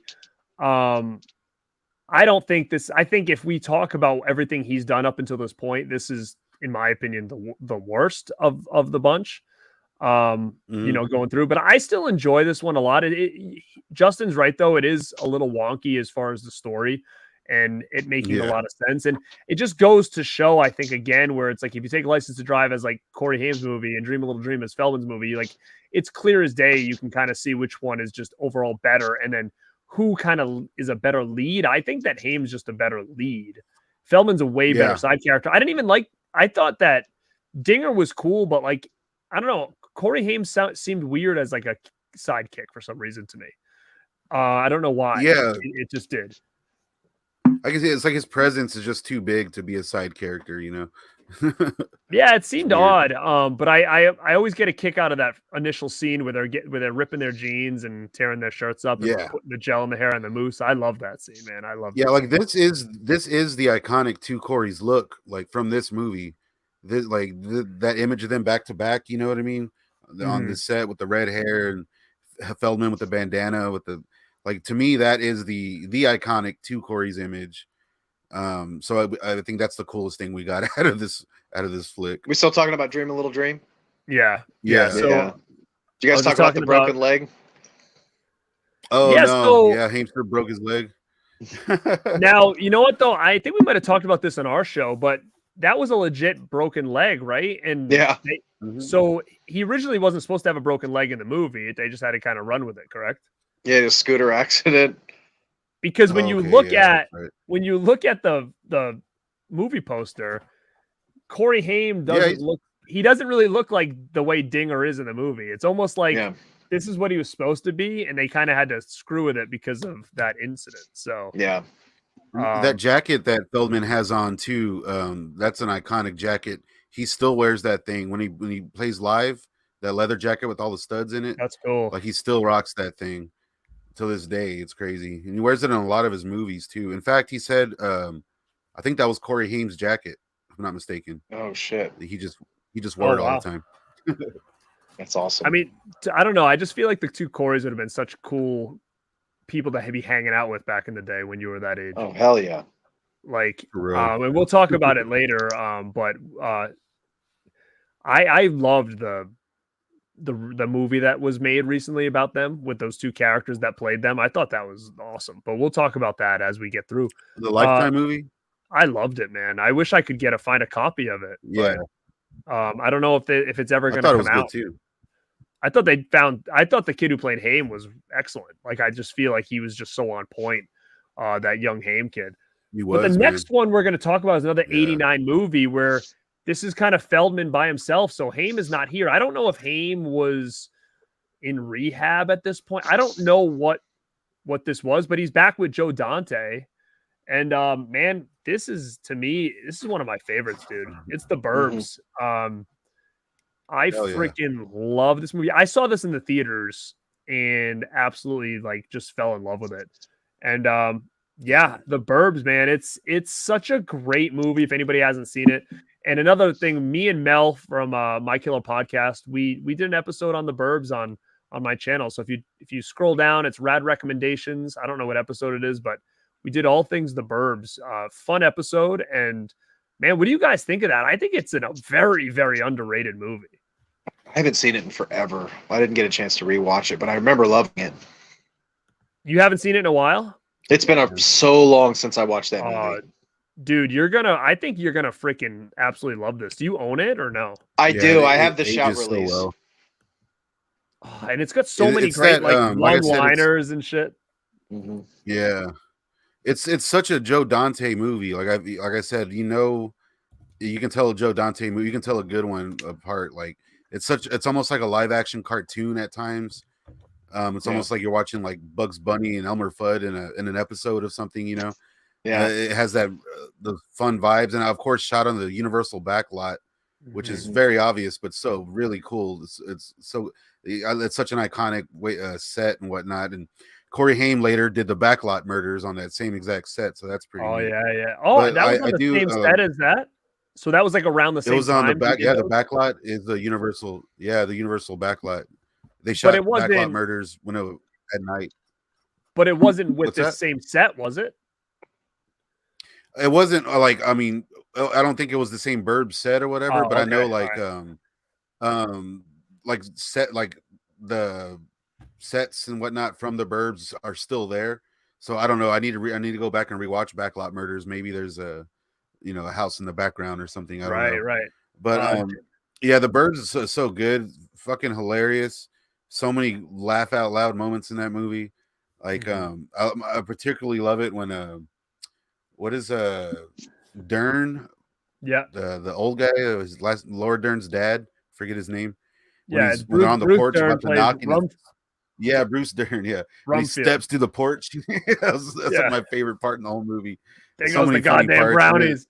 Yeah, Yeah, my in a God, lot of I ways, forgot it's like almost the first of its kind too, because there was horror comedies before, but nothing really like this kind of slapstick. I think Joe Dante really goes back and does homages to all the stuff that he liked growing up so well. Like with this, and you guys ever see Matinee? Oh yeah, great one, John Goodman. It's Yeah, another one I own that I to haven't me that seen. That I makes like haven't the watched. perfect double feature with the Burbs, if you ask me. Really good Joe Dante movies. Yeah, and then of course you got Carrie Fisher and Corey Feldman. You know, there's a lot of stories about that in the book. He mentions about how Carrie Fisher gave him some really good advice on that film and whatnot. And it's such an iconic movie, man. You can't go wrong with it. I don't know if you guys seen. I found this clip that was not on YouTube, and I put it on YouTube. It's on my channel. It's called The Dick Corey Miller Feldman scene versus Dick Miller. Yeah. Yes, I love that. I don't know shit. if that's That's such a good. I don't know. I don't know if that made it to any Blu-rays or anything. I don't know. I forgot to. I those wanted to scenes. put that clip for the intro, and I forgot to get that one. Did you upload that? Yeah, it's Corey Feldman. They're there. He's like, "Shut the fuck it's in up, kid." Yeah, it's in the scene in the Burbs whenever they're going through the trash, and Corey Feldman's like dancing and singing, and Dick Miller, you can tell, is just, it's like, "Shut the fuck up, kid. We're trying to do some acting here." Yeah, And it's so good. Tom Hanks So is like, was "Oh." it He pops off for real. Like, hey man, we're fucking acting. We're doing a movie here. Get your shit together. And like you said, you mentioned yeah, the dude. Carrie Fisher thing. Carrie Fisher and Dante, Joe Dante. He directed that one. Yeah. They pull him aside and they're Yeah. like, man, Carrie's like, I've had issues with substance abuse issues. Like, you need to get your fucking shit together. Like, I don't know what's going on with you. And that's what Dante was like, man, like, this is not how I remember you. You know, I don't remember you this way, because this is when he was all getting fucked up. But his performance is great. But that little clip, man, that you're talking about with Dick, I've watched that clip so many fucking hundreds of times. I've actually never even seen it, and I have a work print edition of that movie too, with like all different music, different there's alternate scenes and stuff. Yeah, if you get but I might be wrong. I don't know if it's on the Screen Factory one or Shout Factory, but the Arrow one that I have has the work print on it. The Arrow Blu-ray does. It's like a second disc, and it's really cool to watch it with like the alternate music and stuff like that. But I remember seeing this in the theaters, and obviously I knew Corey Feldman at the time because I'd followed all his movies. But I felt like he didn't kind of look like a kid anymore. He looked like he got a lot older, and I feel like he just had a real cool look on this movie. Like I always thought he was like the coolest shit, like in this one. And it's crazy to think that he was so messed up at this time. And he even said, I think on the documentary I watched, that he had a lot more lines and stuff in this movie that were cut. And I don't know if it was because of how he was acting, whatever, but he's like, yeah, I had a bigger role in the Burbs, but it was a lot of it was cut out. That work print is on this, so that's interesting. That's good to know. Oh yeah, it's cool. It's on this Shout Factory edition. That's awesome. Yeah, Feldman wears that jacket in the Burbs as well. Oh, that's the shit. Oh, he does the leather one. Yeah, and it's somebody asked. I think Jackson Jack asked earlier about this movie because Tom Hanks. Yeah, he's the only one on the front, but man, this has got an all-star cast, and that's the one thing too. It's like you got, and I wish my Burbs poster behind me didn't fall down because it's got all the cast members on it. But man, it's an all-star cast, even though Tom Hanks is the only person on the Courtney poster. Gaines and it's it's loaded with everybody. Like you're like, oh my god, I know that guy from here, I know that guy from there, and they all just do such a great job. And it's sad to see some of the people that have passed, like Carrie Fisher and Dick Miller and all that stuff, and even the guy who plays Art had passed away. What's his name? Dunham, Rick DeCunham or whatever. He passed away as well. So I almost met Carrie Fisher before she passed. She was the headlining guest for Rhode Island Comic Con, and I had got tickets to meet her, and I had my Burbs poster ready to go, and she ended up canceling at the last second, and then that's like probably a month or two before she passed. So that would have been so killer to have her on a Burbs poster or whatever. But for real. So like now, like again, Feldman he's just everywhere, man. Like now he's in the Burbs with like Tom Hanks and all this other stuff. And the next one that I have him credited for here is again, he goes back and he does some TV shows, but when it gets back to the big screen, it's actually in another voiceover role for another movie that made tons of money and is still one of my favorites, and that is Teenage Mutant Ninja Turtles. Man, I had that cassette. Oh God, I burned that. Does that have the little green flap? Yeah, it's on got the there? green no, you know what it's got though? It's got like the little like green turtle heads on here. That's probably remember. But ET has a green flap. Mine had the top that you can kind of flip up to actually see the tape. Mine was green. It had a green. They used to do that a lot. Yeah. This VHS tape is just like God. That's so nostalgic, man.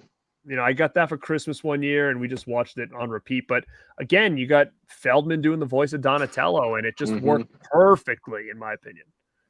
He was like born to play that role. It's so good. So good. And for just doing the voiceover work or whatever for him, like, man, this movie was gangbusters, dude. Like, I'm surprised he didn't do more voiceover work because he's got such a distinct voice. It lent itself so well to the Turtles. Yeah, I mean, think about what he could be doing. Like, he could be doing voiceover for Donatello, like every time they do a Turtles thing. You know what I mean? Like that's probably easy money in a sense.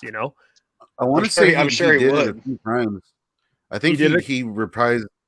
I think so. He did it. He definitely did voice work on some Ninja Turtles cartoons. He did that most recently. It was Slash, I believe. Did the he? CG version? Yeah, because Sean Astin is actually I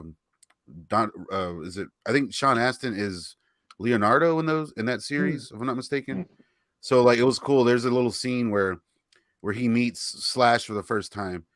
And they met long ago. They're re-meeting this time, and it's like Sean Astin, like long time no see, and it's Corey Feldman, like Oh, that's awesome. It's pretty man. cool.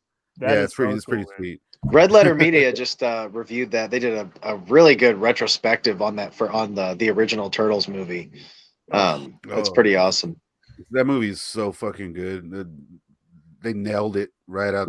That's the best Turtles movie they're probably ever gonna make. Jim Henson doing the puppets. The voices were on point. They had real actors. I can't even imagine how miserable it was to where. I mean, they're doing full on, fighting with a full animatronic head that weighed like 50 pounds, and they're all moving around. There's a couple scenes when the turtles open their mouths, and you can see the actors' faces through the mouth. Yeah, it's so gnarly.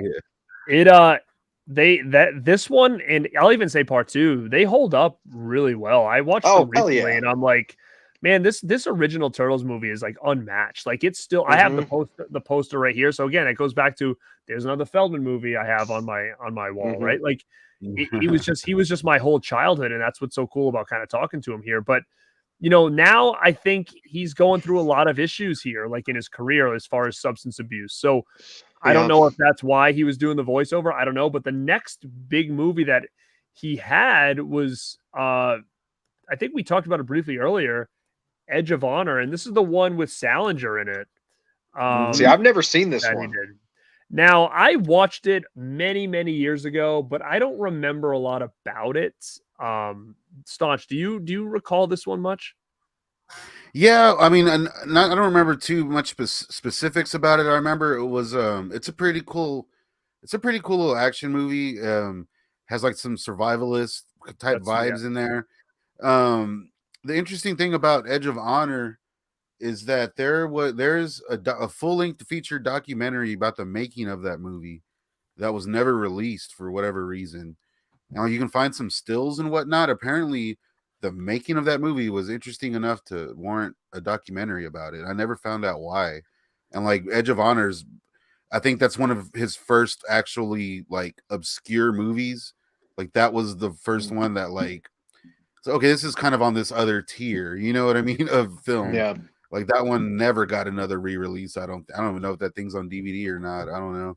Yeah, that's a DVD I have, but I don't think it's been anywhere else as far as I know. Yeah. I mean, that seems like something you might see come out from Kino or something, but I don't know for a fact if it's got another release.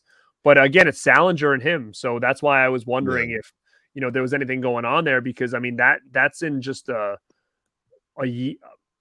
couple year difference. I think this Edge of Honor is 91, Dream a Little Dream was 89, so that's 2 years, and the two stars are in the same movie. Now, is it a coincidence? I don't know. But And this You know, is when he was kind Yeah, of I the don't know. That's a good deepest question. part. This is when I think he was like kind of rock bottom. There's a lot. He talks a lot about this in the book about this few years was like the roughest times of his life. Well, more in particular, more with Rock and That's Roll right High before he School. got busted.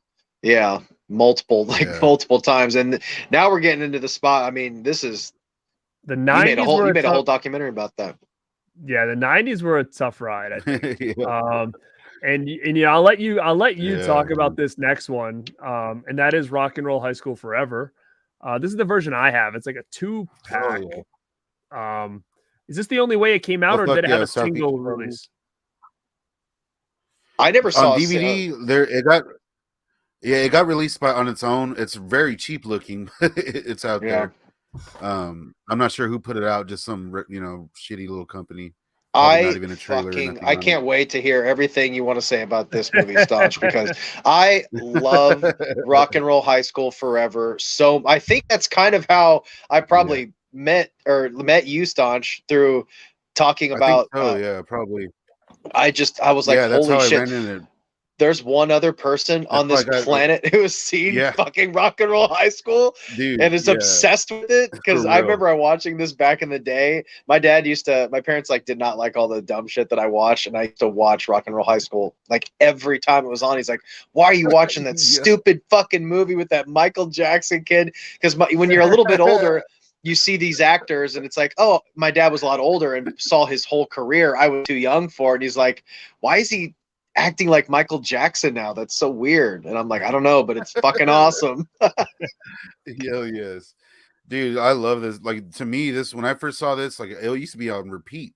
It was on Oh, HBO all yeah. the time, Comedy Central. It would Yeah. just show all the time, and I loved it. It was one of my all-time favorite movies back then, and it still is today. I got Mhm. my laser disc here. I'll share with y'all, autographed by Mr. Feldman.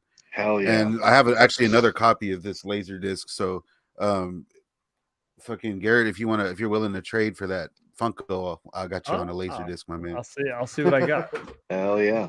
Yeah, dude, I love that movie so much. It is really like the downfall. It's a turning point for Feldman right at the beginning of the 90s. I did make a documentary about it. It's called Forever, the untold story of Rock and Roll High School Forever. You can watch it for free on It's my amazing YouTube channel feature-length documentary. Thank you, sir. Dude, Yeah, plug it's the all hell out of that DIY. doc.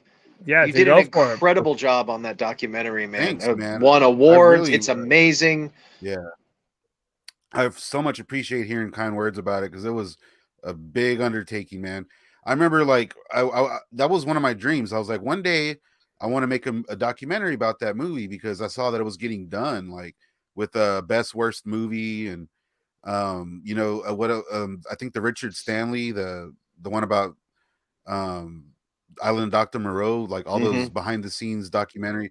Like, I got real inspired by those. I was like, I want to make one of those, and then I was like, this is the movie I want to do it on. And for about a year, I spent so much time trying to get a hold of whoever owned the rights and try to do it right. You know what I mean? Which got me nowhere. So I was like, well, I'm going to make it either way. I did it on my own, and I just made it in my room. I got a hold of all the cast I could. It was very, very cool. But Feldman didn't want to talk about it unless I paid him.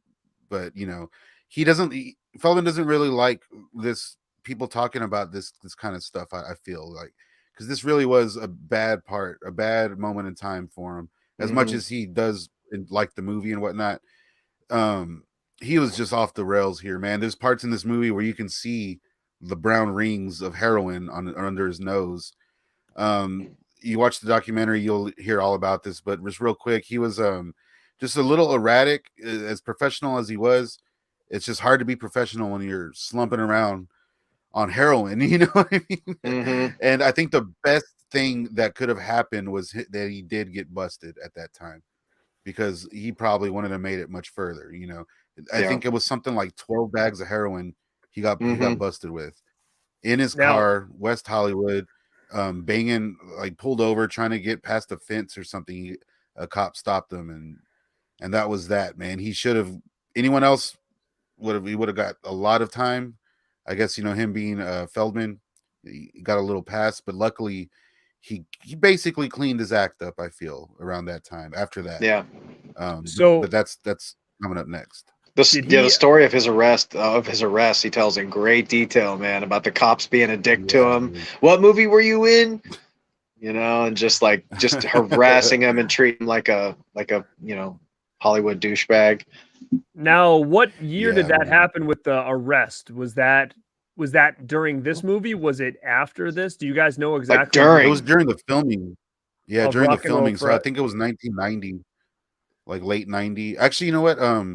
It was right near the end of filming. Yeah. So I think, if I'm not mistaken, it was during post-production, actually.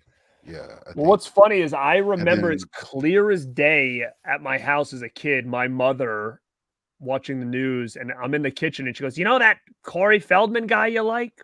Well, he just got arrested for drugs." And I remember her telling me that in the kitchen. I'm like, "What?" I was so confused. And he's just like, "Yeah, he's a drug addict and he just got arrested," And I remember her telling me that, and I remember looking at the news and seeing him kind of like the story or whatever. And I was like, "Oh my God." And I was kind of heartbroken because I was a kid. And, when you start at that point, you're like, nobody does bad stuff. These guys aren't out there doing bad stuff. And when you hear people are arrested for drugs, you were kind of like, wow, I would have never thought that, someone that's doing all these movies that I love is doing all these drugs. It just didn't seem real at the time. And I can remember her, breaking the news to me.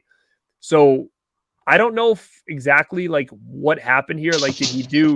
Did he do time? I know he went to rehab, right? Yeah. No, he never. I don't think he did any actual time. He went to rehab. There's some pretty cool footage. I think Entertainment Tonight interviewed him when he got out, and he looks a lot better. He's on point. He's talking clear. He went on a big health kick after that, and he really tried, man. He made a big attempt to get straight and come back and do some meaningful roles and whatnot. It just didn't quite happen. But also at the same time, he was trying to break that mold. He was trying to take more. He did a lot of tough guy roles around this time. Whenever he came back after the rehab stint and whatnot. But yeah, as far as I know, he didn't do any actual time. I don't think. Now, this was kind of during the time where him and Haim were we're going to go our separate ways. They were both a mess at this point, correct? Bad. Mm-hmm. Now, I don't remember. I think that he said Haim wouldn't go to rehab. I don't know, but I know that they wanted to split and do their own thing. And to be honest, it could have been the drugs. It could have been side effects or long-term effects from doing a lot of the drugs. It could have been them not being together. But I feel like in this age, both of them had a real rough road with their next couple movies. It's a big difference from what they were doing 5 years earlier. Oh yeah. And that's where we're kind of getting into this. And I know when we did the Haim one, that's what we talked about around this time too. So you're looking at him going on now. I don't have a lot of these movies actually on physical media. Meatballs 4, I don't have this. I don't believe. Yeah. So I know Wes talks about it all the time. He has it. I guess it's really hard to find on physical media, but that's Meatballs 4. I've never seen it, to be honest. How about you? Oh, really? I watched it at the end of the night. Yeah. Oh, so good. I love that stupid ass movie. Now, where did you catch it, Justin? On YouTube? I rented it on I think it was on. I either rented it for $2.99 or something, or a couple of them I watched on Tubi. I can't remember which ones. I went on a little marathon, but it's a very silly movie. It's just a TNA camp movie. He plays a cool. For some reason, the cool guy Feldman really worked when he was younger. But when he got a little bit older, what's funny is you can see how little of a dude he is compared to other actors. It's he's always going like this to any character, any other. Man. It's most movies when they have a character like that, they put him on an apple box or make him look a little bit taller. But he's supposed to be this. With his opening scene in Meatballs 4, he jumps out of a plane and parachutes and parasails, and that's his big entrance. Then he's like, "Hey guys," and he's 4'2", and he's supposed to be this super ladies man, and it's almost if he would have. I feel like he should have spent a couple years and bulked up and gotten really good shape to present different on screen. But as he got older, he just looks like such a little dude. But that there's a bunch of TNA in it. There's some, it's just such a silly movie, man. Yeah, man, I love it. If you did a TV movie, called Exile for Disney. He was part of Wonderful World of Disney. Yeah. And in that movie, he's ripped, dude. He's Oh, got is his he? rip going on. Yeah, it's funny. Good shit. But yeah, as far as I don't know, man. It's like with Meatballs 4, it's definitely my favorite Meatballs. It's so silly. I did a video on it years back. I can't watch it now because it's one of those early videos where you know, y'all guys know you don't watch those early stuff without printing. Oh yeah. So I want to kind of redo it, but I interviewed the director, talk all about it. It's the same guy that directed Repossessed, the Exorcist spoof, you know. So it's really cool, dude. Some crazy dark stories about that movie, though, man. I don't know if that's actually a really good video, dude. I watched that not too long ago. Actually, you actually did a really good job in the interview with the directors. There's a lot of like, if you everything you wanted to know about Meatballs 4, like you find out in that video a lot, and a lot through that interview with the director. Like it's a great video, man. Yeah, I don't want to bring everyone down, but go check it out. And there's some heartbreaking behind the scenes stuff with Jack Nance that happened there on set. But the thing about that movie that people don't know, it was produced by Don Borchers, who produced it was the first run of movies that he did with Corey Feldman. He was a kind of a low budget kind of schlock guy back in those days. And what he did is he got Corey Feldman on. He was a notable guy, you know. They got him signed on. He had a handler and whatnot. And Feldman was like, all right, this is my first role back after rehab. It's a starring role in an original movie. I'm going to give it my all. He showed up ready to roll, you know. Showed up to start filming. Title gets switched to Meatballs 4. Foreign investors, blah, blah, blah.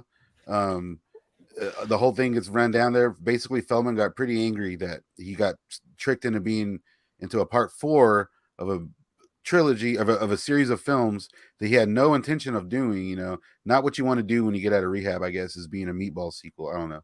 Right. But that happened. And so he held it against Don Borchers, and Don Borchers, to make up for it, said, well, hey, you know, I'm starting this little record label. He's like, I know you make music. Maybe I can help you out, get it out there.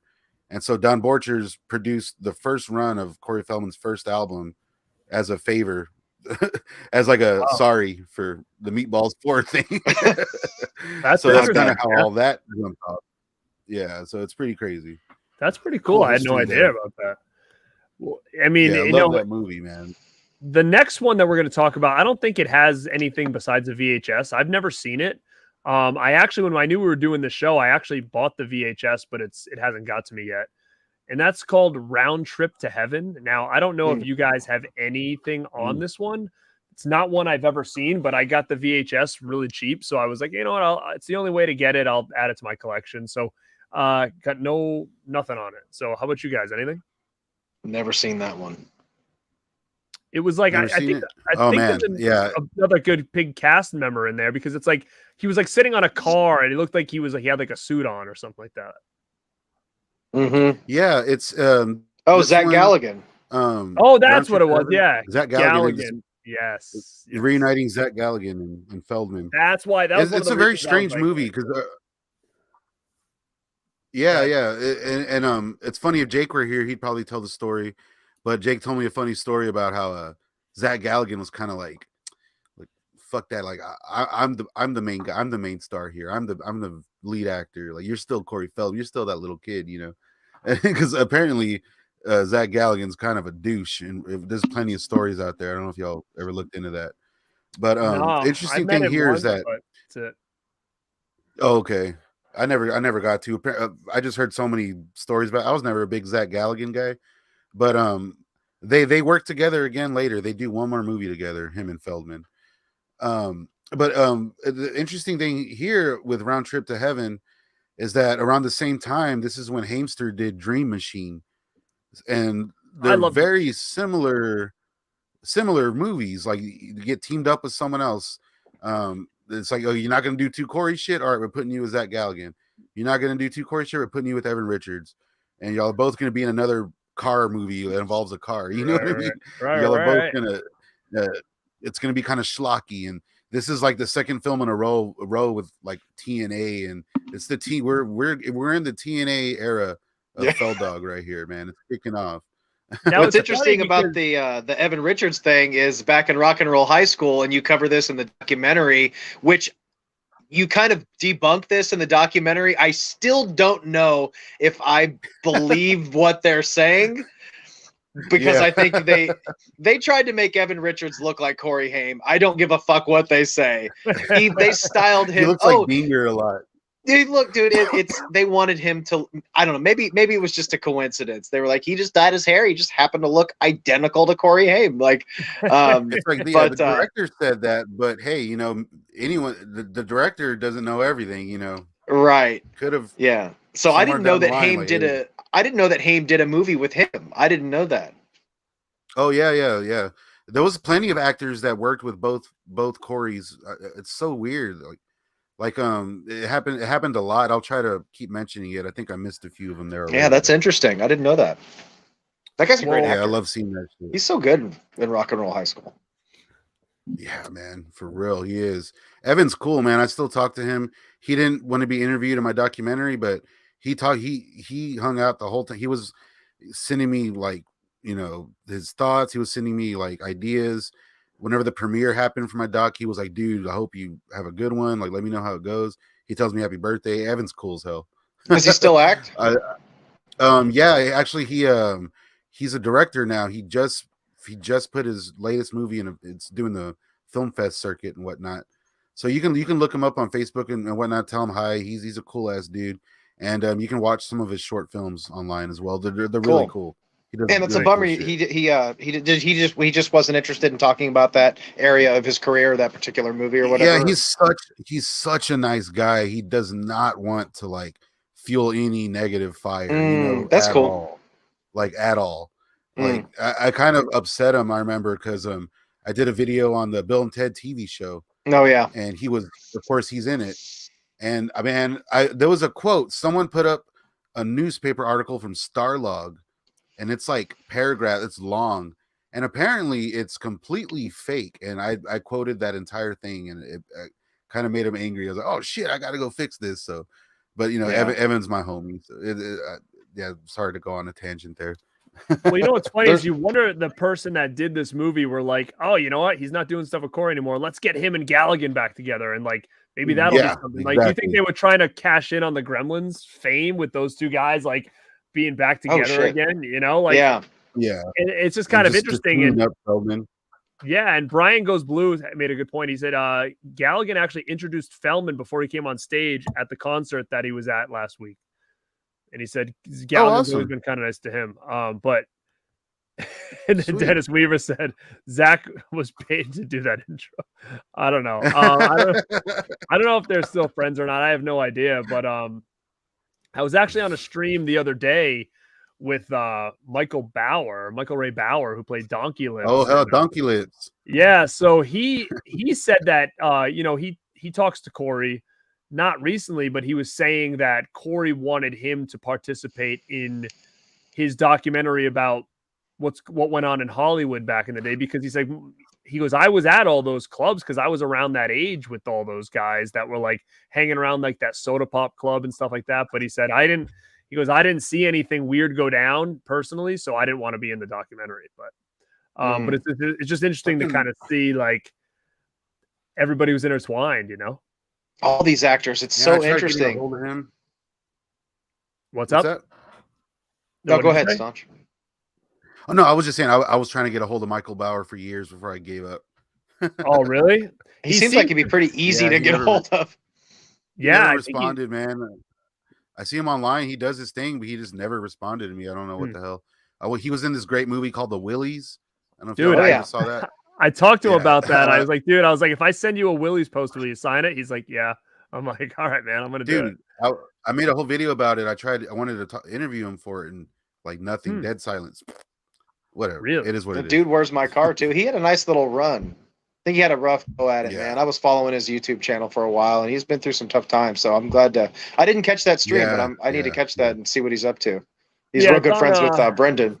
Yeah, it's on Wet Movie's channel. If you go to Wet Movie 1, it's the latest stream he did with Michael Ray Bauer, and then he sent me a link, and I popped on and was able to kind of talk to to him because I've never talked to Michael Ray Bauer before. So I thought like I wanted to bring up the Willies and stuff. And, you know, he doesn't seem like he wants to talk a lot about his stuff. That's what it is. I don't think he really wants to talk about it. But with the stories that he started telling, man, I told him, I'm like, man, like these are podcast episodes right here. Like he was kind of, I was asking about the Willies, right? Like quickly. And he's like, I don't want to get into my past, but you know, it's all intertwined, dude. The dude who made the Willies was the dude who got in trouble with Nickelodeon and all those kids. He was the one who did the Willies. And he says when he looks, Brian Peck. yeah, and he goes when I look back and like think about certain things that had happened on set, he goes, I do see now some weird stuff happening. But he said what's also crazy is that Ben Seaver, Growing Pains, was in Willies, so there was a lot of intertwining with him.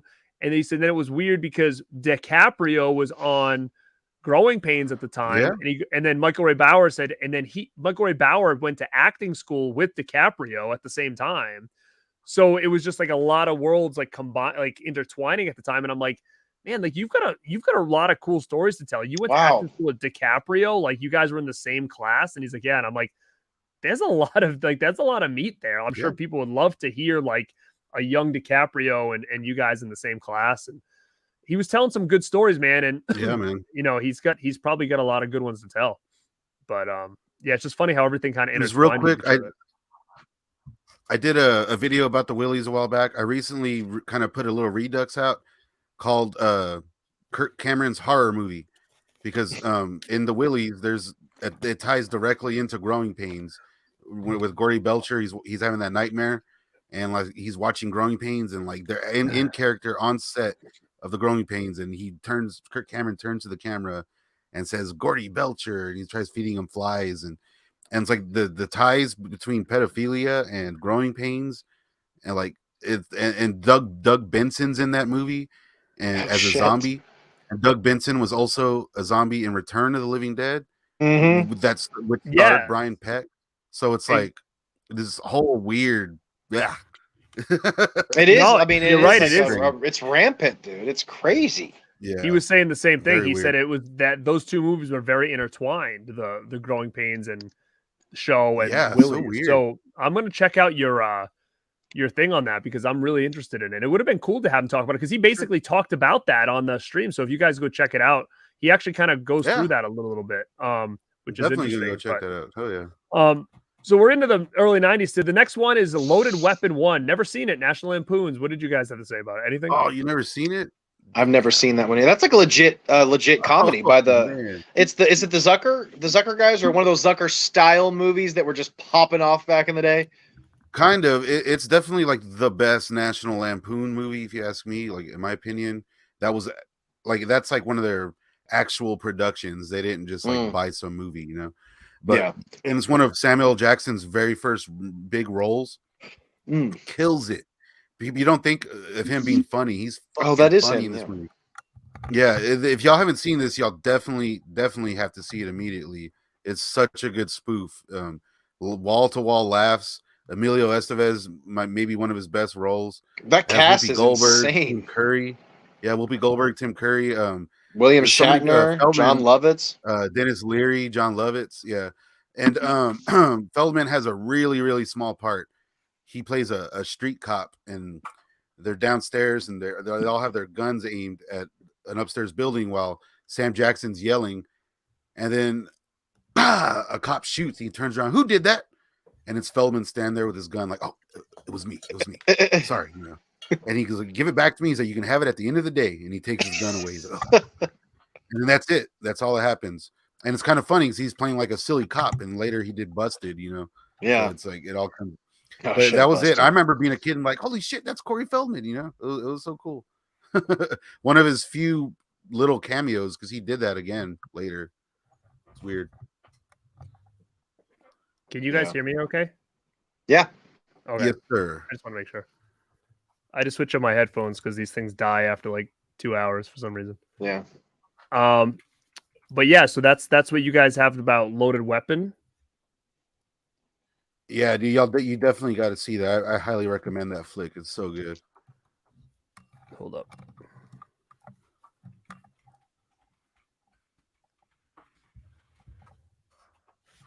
Oh, you guys can still hear me?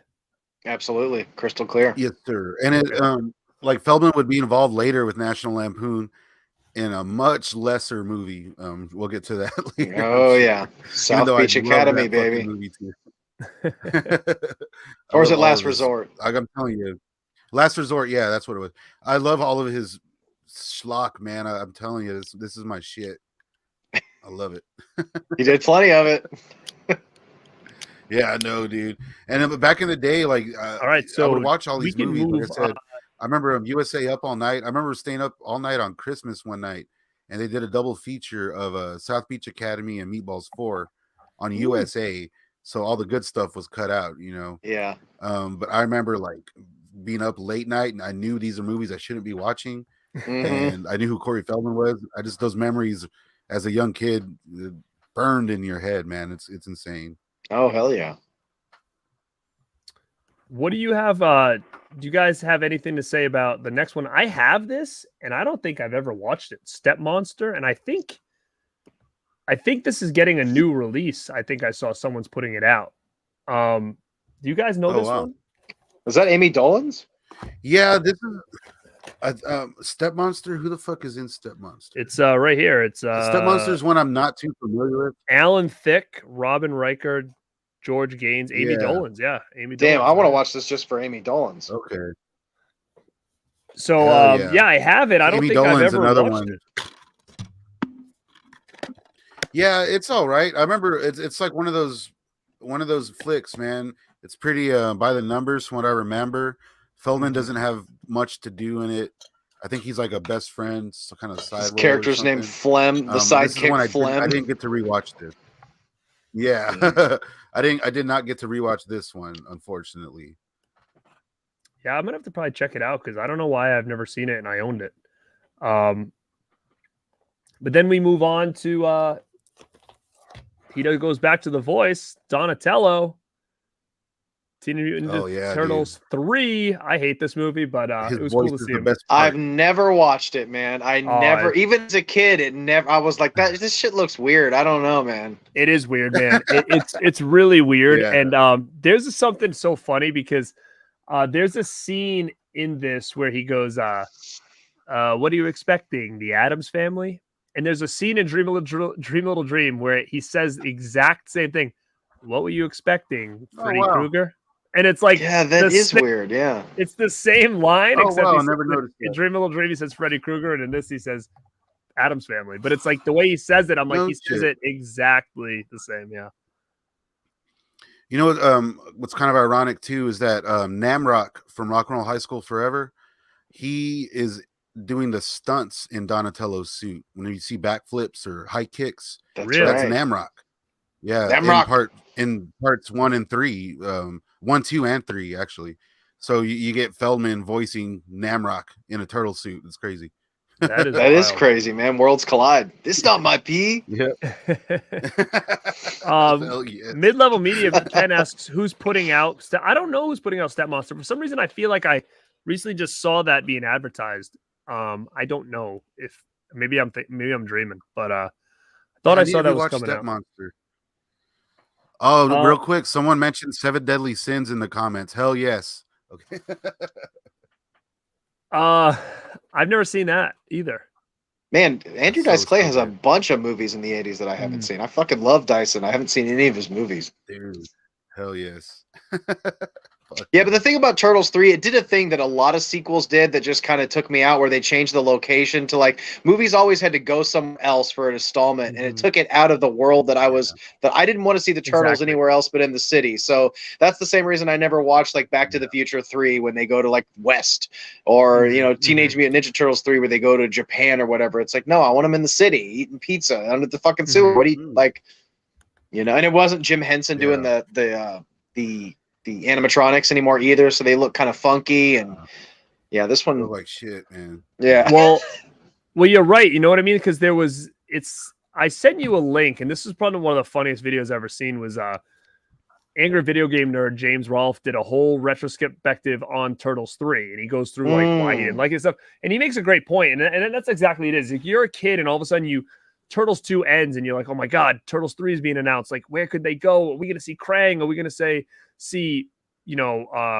Slash? Are we going to see Baxter Stockman? Like, where is it going to go? And it shows up and it's like, you get a random dude Walker who like is no character. He's like its own guy from like the ancient times or whatever. And you're like, yeah, what? No. Like that doesn't resonate with kids that were like obsessed with the show. God, imagine if they would have done a practical Krang with like, a real Bebop Rocksteady. Like, can you imagine a practical Krang, like a guy in a suit with the liquid and like an animatronic in there? If they would have went that route for the third one, I wonder why they changed it. Did I tell you that part 2 was supposed to go that route? Did I tell? I don't. It might have been Christian I was telling. So, part 2, in the scene with Vanilla Ice, they were in the nightclub and there was like that scientist that was there or whatever, and he has like one can of ooze left and he chucks it. And Shredder gets some, and then whatever. And then the scientist kind of grabs it and runs off. Well, there was a scene that they filmed, I guess, that no one's seen. And I don't know how far into it they got, but the scientist grabs the ooze and runs off. And the next scene, as the turtles and stuff are fighting, he's in the bathroom and he lifts up his shirt to put the ooze inside. And you see Krang in his stomach. Oh, shit. And it was going to set up. It was going to set up another one. And I was like, dude, I would have freaking flipped out. Like, because this guy was supposedly like a good guy the whole time, but it was really like a big plan to get the ooze for the Krang and all that stuff. And they ended up cutting it because the studio was like, well, if you don't watch the cartoon, you're not going to really understand what that is. So they scrapped it. Most people were more familiar with the cartoons than the comics. They talk about that a bunch in that Red Letter Media thing. Like they kind of melded the best of both worlds in those movies, to where it was some stuff from the comic and some stuff from the cartoon, like the Yellow Jacket and stuff. They switched April up too, which I like the April from the first movie. She was I cute, do too. But 3 did not do it for me. I had no continuity. That's the problem. It wasn't what I was familiar with. I was like, is this even the same universe? Is this a reboot? Like, what the fuck is this? Right. And even the animatronics at that point for the turtles were so bad. Like, it was terrible. Like they were all clunky. Yeah. They would talk and like their mouths would snap and pop and all this other stuff. It was bad. Yep. They had like all these warts and stuff all over them now. Yeah, those little blotches. Yeah. So I always thought that was cool, though. I always wished that we got that Krang ending part 2. I think that would have just been so killer to lean into something more. But anyway, as we move on, this next one, somebody just brought it up, and it's kind of perfect to segue into it. Someone says, what's that movie with Corey came with Nicole Eggert? It's this one. It's Blown Away. And oh, hell yeah. I just watched this one for the first time yesterday. That's a wild watch, isn't it? It made me uncomfortable. Corey Haim's ass. Yeah, like I don't want to. Like it's just a softcore. It's just a softcore movie. But Nicole Eggert is so weird. Oh my god, she's just a smoke show. Holy shit! So hot in that movie. Yeah. But I don't want to see Corey Haim like going down on Nicole. Yeah, it's just weird. I don't want to see that. It was. It's wild, man. And then you got Feldman kind of like getting in the mix and stuff like that. So like they're back together in this, but it's kind of like a weird back together, Yeah. It was it's one to be seen, I'll say. I mean, if this ever hits Blu-ray or 4K, I'm getting it. I'll tell you that. Yeah, I can see that being like a Vinegar Syndrome release or something. It's the return of the two Coreys, man, and some Skinamax. It's so good. Well, HBO was saying, or Feldman was saying, it was like at the time there wasn't a lot of the HBO like original content, and it was original movie, and it was one of the highest rated movies at that time in HBO history. Yeah. I mean, what a horrifying movie. It's not like not entertaining, Yeah, it's a real movie. I didn't look away the whole time. And how could Nicole Eggert? It's just like every scene just leads into like Haim walking into a room with Nicole Eggert just presenting herself to him. It's like, I guess they're gonna bang again. Like, But you know what? You got to look at Haim too. Like, he had a lot of good looking chicks too. Like he had Eggert, Alyssa Milano. Like, I mean, he was doing all right for himself there as well. Yeah, sure, dude. I met Nicole Eggert once, and I had her sign a picture of. It's her and Corey Haim on the picture. I had her sign it. Oh wow! Yeah, so I thought that was pretty cool. She said, "Oh, this," she goes, "It's still very tragic, blah blah." Because this is like right after he passed. It was probably like a year or two after. So I had her sign that, but the dude in front of me that in line that was meeting her had the blown away one sheet that to have her sign. Oh, and, wow. And I was thinking to myself, like, wow, what a cool item to have, but I'm like, I wonder if that's a weird real. item for her to be signing, Her whole table was like dude. Baywatch or whatever, and this guy's got he's unfolding his blown away post. Fucking blown away. There's that shot near the end when it lingers on Feldman too long during the sex scene. Yeah, he's like, ooh, ooh, it just stays on him. It doesn't cut away. It's so good. I love it. Oh shit, man! That fucking movie, man. It's kind of horrifying. I just found I was just so uncomfortable watching it. Like I used to watch those movies all the time, and when I was like, we all did. Let's be honest. But something about seeing Haim do that just didn't sit right with me. It's like it's just weird. It just took me out. It took me out of like if I was a kid watching that movie, like seeing Haim, like I couldn't even get into the sexy part because it's like Haim. It's like that's Corey Haim. Like this is distracting. Right. It was definitely weird, man, for sure. Yeah, definitely weird. But I don't know why. I always assumed there was a sequel. Do we have any clips? But there's not. What's that? You want to play some? Want to play a clip? And what's weird is it also came out not too long, or it was like about the same time as the other Blown Away with Jeff Bridges. Like they came out around the same time. It's super weird. And then you always talk about it, people get them confused. But yeah, we'll keep going because man, like freaking Feldman's got a lot of stuff still. Yeah. Only 138 credits. Holy crap. All right. So the next big one I've never seen, maybe you guys can chime in. Lipstick Camera. Don't own it. Never seen it. You guys. Is this another? It looks like another softcore. I'm looking at the cover now. Yeah, it does seem I like recently covered, or I just covered that one too. I recently saw it from the first time as well. It's not so much softcore. It definitely seems like it with the title and whatnot. It's more like a weird espionage kind of thriller. Like there's the premise is like Feldman is this tech junkie in the early 90s, which means he has a lot of tube TVs connected to each other in a room. He's a weird guy, So like, and he plays a guy, I forget his name. His name is Jewel. Jewel, yeah. Yeah, and he has Iverson. Goatee. He has the long hair. He wears like he has a cool little wardrobe, and he basically plays this weird guy. And there's his best friend is this chick who's trying to get into the news anchor business. Ellie Keats. She looks cute. Yeah. She was actually really good in it. And the movie is so 90s. It's shot so 90s. It's enjoyable. It has its moments. That's the chick from Golden Child, dude. Yeah. And she takes his camera, captures some shit on it she's not supposed to, which in turn gets I think it's like the Russian mob or something trying to get it, and they come looking for the camera, and it's like this. And Feldman is basically in love with this chick. She doesn't like him. It's kind of sad. And in the end, it's really cool because there's a scene where something happens to Corey, and he starts ranting off, spitting off a bunch of lines. And they're all quotes from TV because he's a big TV guy. So he's just kind of like the cable guy. He's just constant TV knowledge. So he's spewing out TV one-liners like, "Oh no, not the beaver," or it was a 3-hour tour, blah blah blah. And in the middle of all that, he goes, "Cowabunga, dude!" And shit, it was very cool. And then I don't know, I can say it. And then after all that, he dies. So it's an interesting movie. Feldman has a pretty big part in it, all things considered, and he's trying. He does a good job. He was trying. That one seems pretty cool. That one seems pretty lit. The problem with a lot of these low budget movies is, especially this one, it sounds like, Jesus Christ, and even the Haim stuff, like the kid movie, the what is it, the One Way Kid, or what is it? And all that stuff.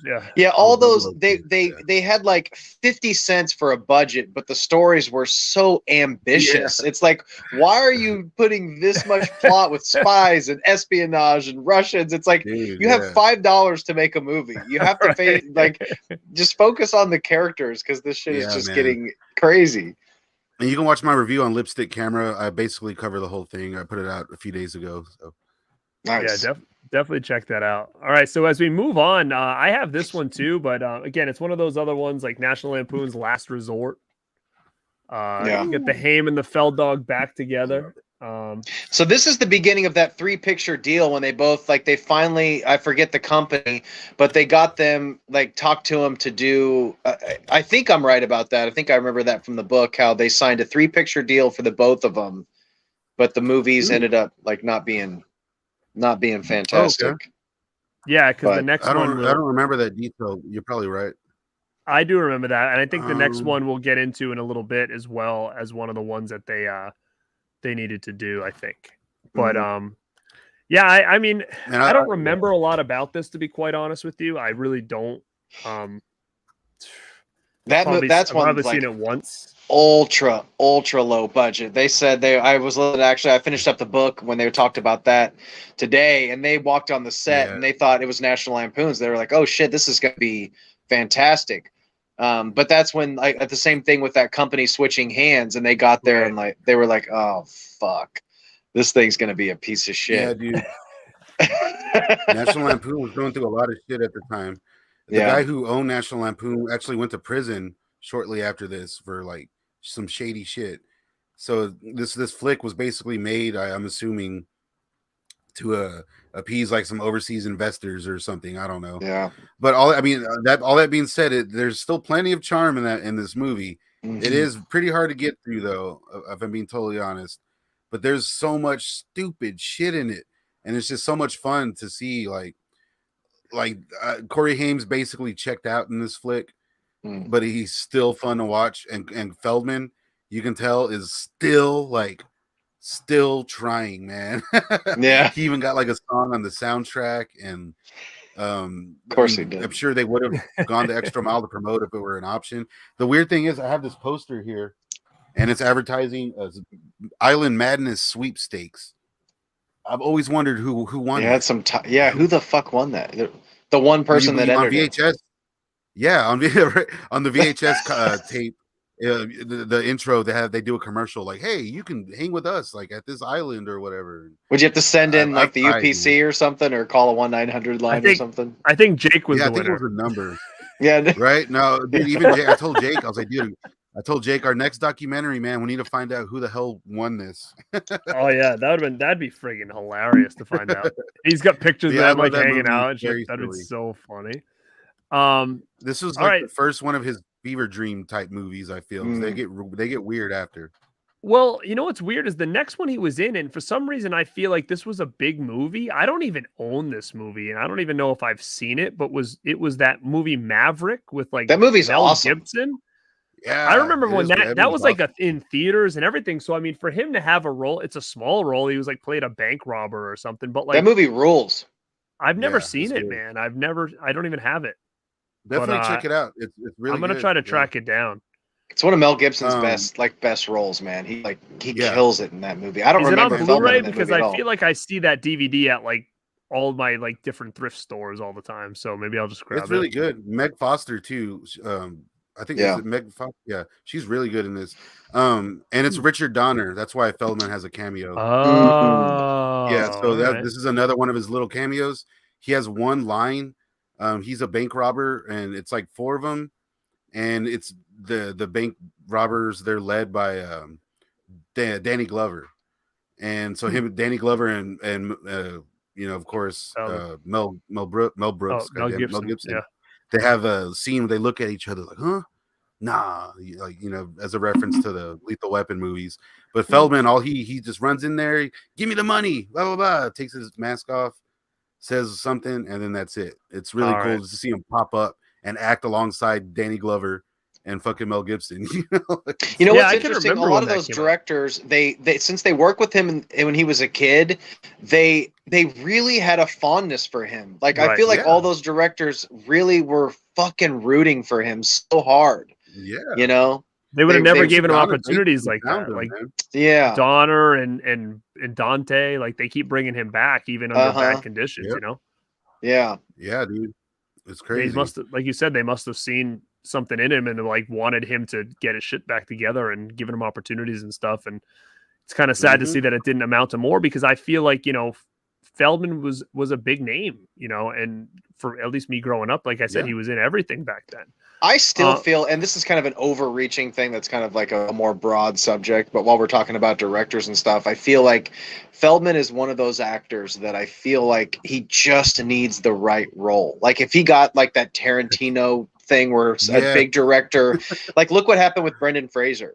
If he, you know, I don't know if he could still pull off like, I don't know if Feldman could still pull off that kind of drama, but if somebody would just pick the perfect role for him and kind of rein him in, you know, from some of his kind of spastic tendencies, and kind of like I'm sure we'll talk about it here in a minute, that Corbin Nash movie where he does something completely different. He just needs that. He just needs that role, and I just know that, you know. You know what's funny is I actually think that Tarantino could do something for him. Absolutely. Oh. I think that would be a great fit. You know what I mean? Like if he was in like Hateful Eight or something and played like one of the guys, like I think that could have worked, you know? So I think that like he did with Luke Perry. I mean, he brought Luke Perry in for a couple lines and he fucking killed it. You know? I cheered in the theater when I saw that. Yeah. It's fucking cool.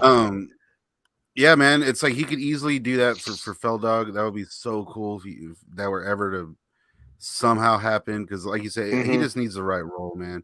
I think he's still got it. He can bring it. Well, the next one's a movie. I thought I owned it, but I could not find it, and I don't know if I've even seen it. Called A Dangerous Place. I've never even heard of it. I've seen the poster 1,000 I recently times. covered that one as well. Look at this guy's getting all the dude, stuff. the deep. It's like Land of the Deep Cuts over on Staunch TV. I swear to God. Yeah, for real. It's amazing, dude. Dangerous Place is tight, man. It's good. Yeah, you guys will love it, especially I know y'all guys will. It's very, very 90s, and it is one of the better Karate Kid ripoffs. There was a lot of them. Damn, Garrett's right up your alley, brother. I thought I had it too. Like I really thought I had it. But I could not find it. It's cool, man. It has that kid. He was like in the Magic Kid movies. I don't know if you remember those. He was man, what's the Masked Common Rider or the Masked Rider, the Power Ranger spinoff? I don't know. Some like he grew up to be a producer, but he was like a kind of a karate prodigy kid who's in the lead role. And then in this movie, I think so. And then so the Feldman is part of this like gang.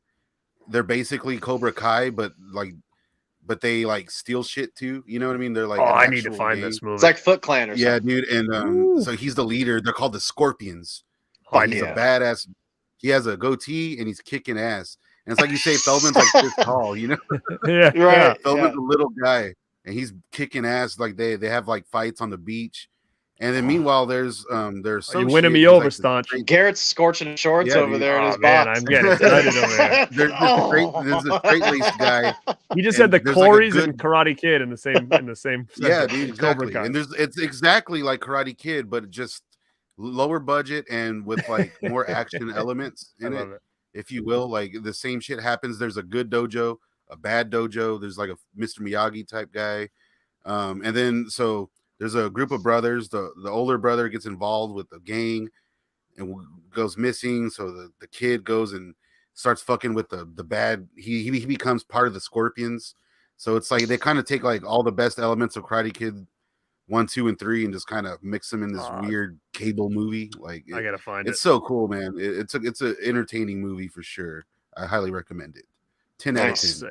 Dangerous Place. 10 out of 10. Wow. That's one that the guys and have to find Michael Monks, who played Dale in Rock and Roll High School Forever, he plays a security guard in this movie.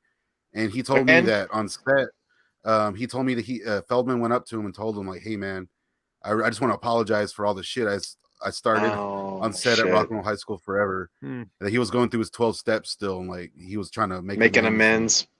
Yeah, so he's like, "Hey, Michael Monks, we were in Rock and Roll High School Forever together," and so that was a cool little connection too there.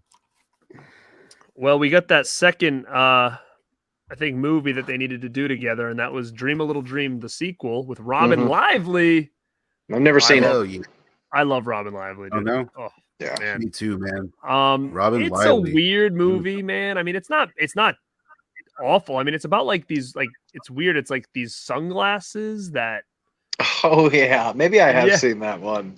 That's why I wore the sunglasses. Yeah. So, yeah, I mean, I've only seen this maybe twice, I think. You know, obviously, like I said, I was a big fan of Dream Little Dream, so I was really hyped going into this, and it wasn't great, but it wasn't totally awful. That's a different cover. What edition is that? That cover, the cover on IMDb has like a much better cover with Robin Lively on the. There's a lot. Yeah, I always wanted the other cover that almost like simulated the original poster. Yeah, that's the one I want. If I could find that on a one sheet, I'd probably get it. But I don't know what this cover is. I actually think it looks silly. Yeah, that's stupid. Dream Little Dream 2, Robin Lively on the back. Yeah, who put this out? This was Echo Bridge put this one out. And that was I think that was the first few productions from Cinetel that Feldman was involved with. Cinetel, you know, the famous Hollywood schlock fucking straight to video producers. And with Dream a Little Dream 2, I highly prefer this one over the original. It is so stupid. Like it's they Dinger and Bobby move to LA. Dinger's like full on spiritual hippie kind of bum basically, and Bobby, he's no longer the Michael Jackson. Like his thing is like, that was a long time ago. He's like Coleman, the old guy, Jason Robards. He's like, he's not around anymore. He ruined our lives. Like, he ruined your life, ruined my life. I'm like, that's what you got out of the first movie, is that he ruined y'all's lives, so y'all moved to Hollywood. And Feldman's his whole thing is trying to make money now, and he's just kind of a dick. And it's like, so they don't feel like the same characters. It does not feel like a sequel. The beginning of the movie is just all just talking to set up, like, okay, here's why this is a sequel. You know, like it's probably just a script that they rewrote to be. Probably that's what I'm thinking. Yeah, a sequel. Yeah. Yeah, because the thing is, like, oh, Coleman's magic is infused in these glasses, and it's like, if I put on a pair and you put on a pair, then I control what you do. And see, that's another thing. Oh, go ahead. No, it's just, of course, that gets the wrong people looking for the glasses, and wackiness ensues. Yeah. That's another thing about the first movie. They talk about he's doing all these wild experiments that somehow caused this body swatch. The only thing he did was like Tai Chi. Like, what I thought they were going to reveal, like he was going to open a door and he was going to have some big like apparatus or something like From Beyond or something, but he wasn't doing anything. He wasn't like casting spells or reading from a book. He was just fucking doing some Roadhouse shit. Glasses. Like what? The second one sounds way better. Yeah, Justin does Tai Chi at the house and then just starts running into people on the street. That's what I can swap bodies. It's a fever dream, man. It's a weird movie. I'm actually my review of it will be coming out in a few days. I've been working hard on that one. It is so silly. It has one of the best scenes ever. Whenever Dinger puts on the glasses and he makes Bobby dance in the kitchen, and you get that classic that Feldman in the red jacket, you know. Yeah, I love that shit. So there's a little bit of MJ left, and yeah, there's still a little there. And they make it a joke too. He's like, I'm not like that anymore. Don't make me do anything stupid. And then he dances. I'm not like that anymore. That's hilarious. They acknowledge it. Yeah. And the reason Feldman's in this movie is because they made him an executive producer, and he has like 3 songs on the soundtrack. Like, it's Feldman music throughout the whole movie. It pops up in and out. And another cool thing here is, if I'm not mistaken, Cinetel was also doing the Fast Getaway films, and this was while they were shooting part 2. I think they were shooting part 2 at this time. So Leo Rossi, who of course the dad from the Fast Getaway movies, he has a small part in this movie.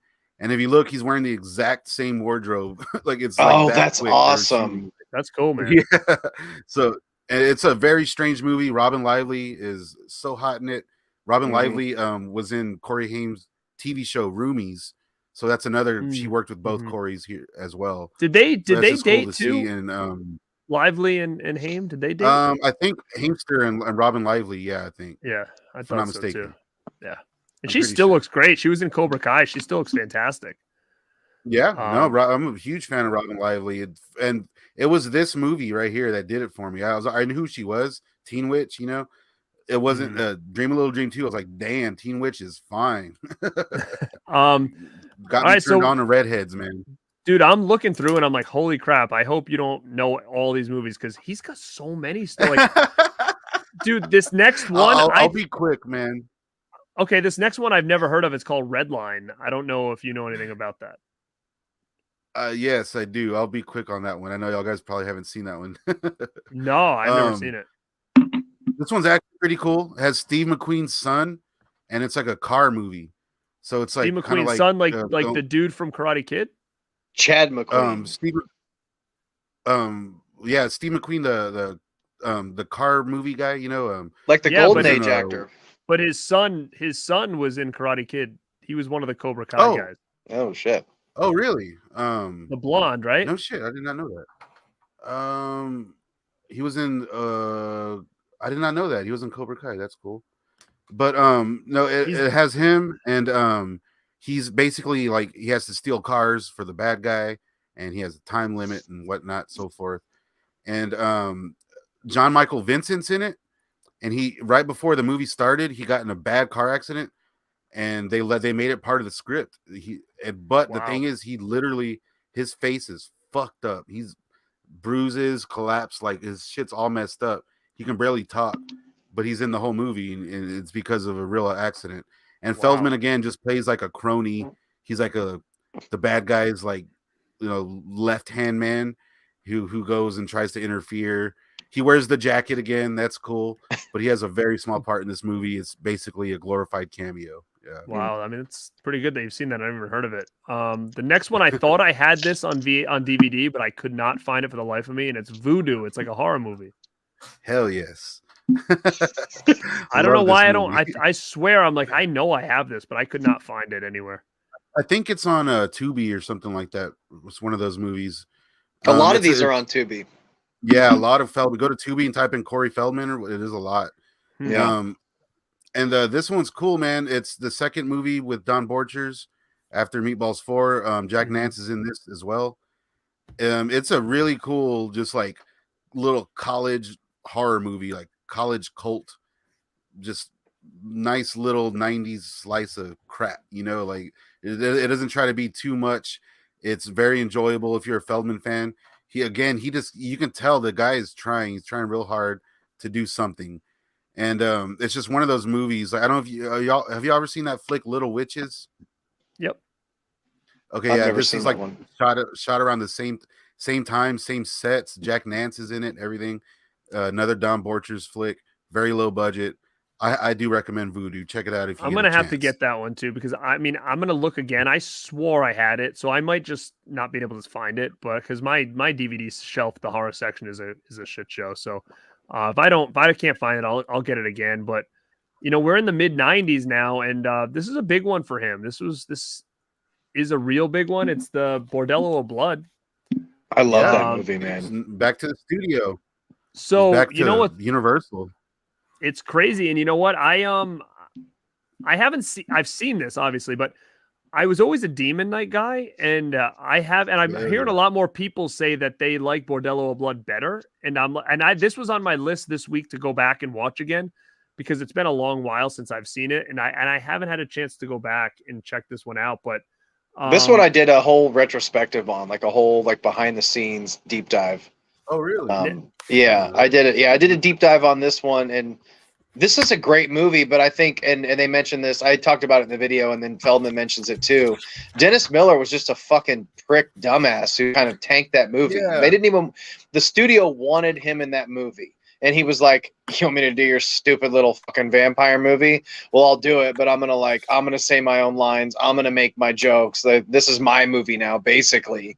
And just tanked. He demanded $1 million. Yeah, $1 million. Took $1 million. And they took that money right out of the effects budget, so it killed a lot of the effects and stuff. The actress who was the chick who's also in Chasers, I forget her name. She was also on Baywatch and stuff. The blonde in that movie. Everhart? Yeah. Oh no. Erica Lenia. That I know you're talking about the blonde one that kind of took over when when Pam left, right? Right. and she was kind of a pain in the ass too. And then Dennis Miller doing promo, he was like, "This movie, see it, it sucks." It's like whatever, just like completely talk shit on it. He wouldn't come out of his trailer. He was being a complete douche. But like you've been saying, Staunch, Feldman is like all in, dude. He goes for it, dude, and he's really, really good in this movie. Good. I feel like he had a good look too, like in this. Like I thought the makeup and stuff was pretty cool when he was the vamp and all that. Like I thought that was a pretty good look. Yeah, for sure, dude. And it's so cool seeing him in a bigger production again, even though it is, what it is. I don't think it's better than Demon Knight. I do enjoy this flick. I feel like Bordello of Blood feels like a long Tales from the Crypt episode, whereas Demon Knight feels like a movie. You know what I mean? Yeah. Like this. Bordello of Blood definitely has that feel, that kind of comedy infused, horn dog kind of. And they did the whole brothel vampire thing before anyone else did, as far as I know. So I mean, I don't Dusk Till Dawn. Yeah, and it's like, so that's pretty sweet too. And the movie itself, I mean, I do enjoy the flick. Dennis Leary.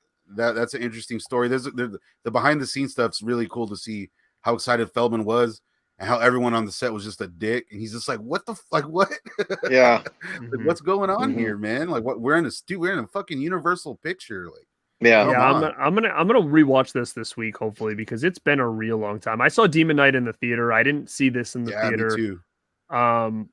So I always had a little soft spot for Demon Knight. I had like the soundtrack and stuff. It was a big deal when that thing came out. So this one I'm really excited to go back and check out again. I wish I would have done it before the show. But so this was a pretty good point for him. But then, he ended up going to the next movie he did was another, I guess it's a horror movie. I never seen it, Evil Obsession. Do you know anything about that one? Yeah. Yes. Very cool movie directed by Richard Munchkin, who did the Ring of Fire movies with Don the Dragon Wilson.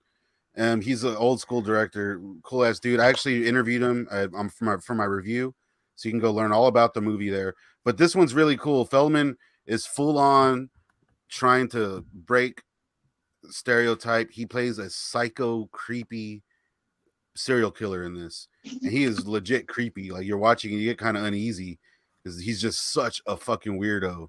Is he the main person in the movie?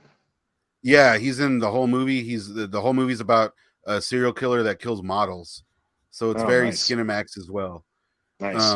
Worth the watch though. Very cool. You can check out my review. If you guys ever want to watch any of these movies and you can't find them, just let me know. I'll send you a link. I've tracked them all down for the most part.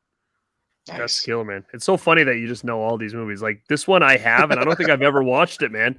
This is on the double disc with Rock and Roll Forever. This is South Beach Academy. I don't think I've ever even put this in and watched it. Yeah, it's not very good, man. That's another Haim, another Feldman movie. Yeah. Yeah. The best part of it is that Grandpa Munster's in it. It's his final movie. Oh wow. What's his name? I forget his name. Yeah. He plays like this horny old guy on the beach.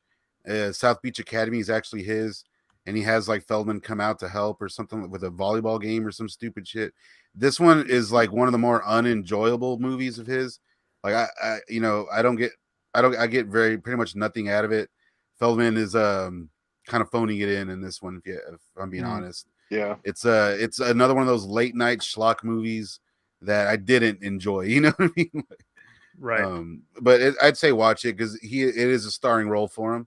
He's in the whole damn movie, and it doesn't have its moments though. I'll tell you that.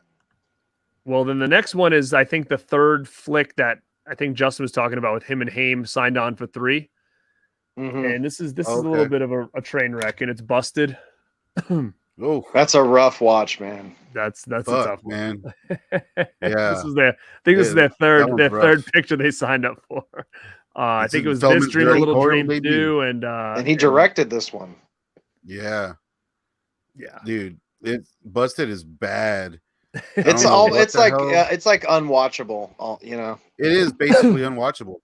I love those scenes where it's like the movie's going, and it just cuts to Feldman standing there.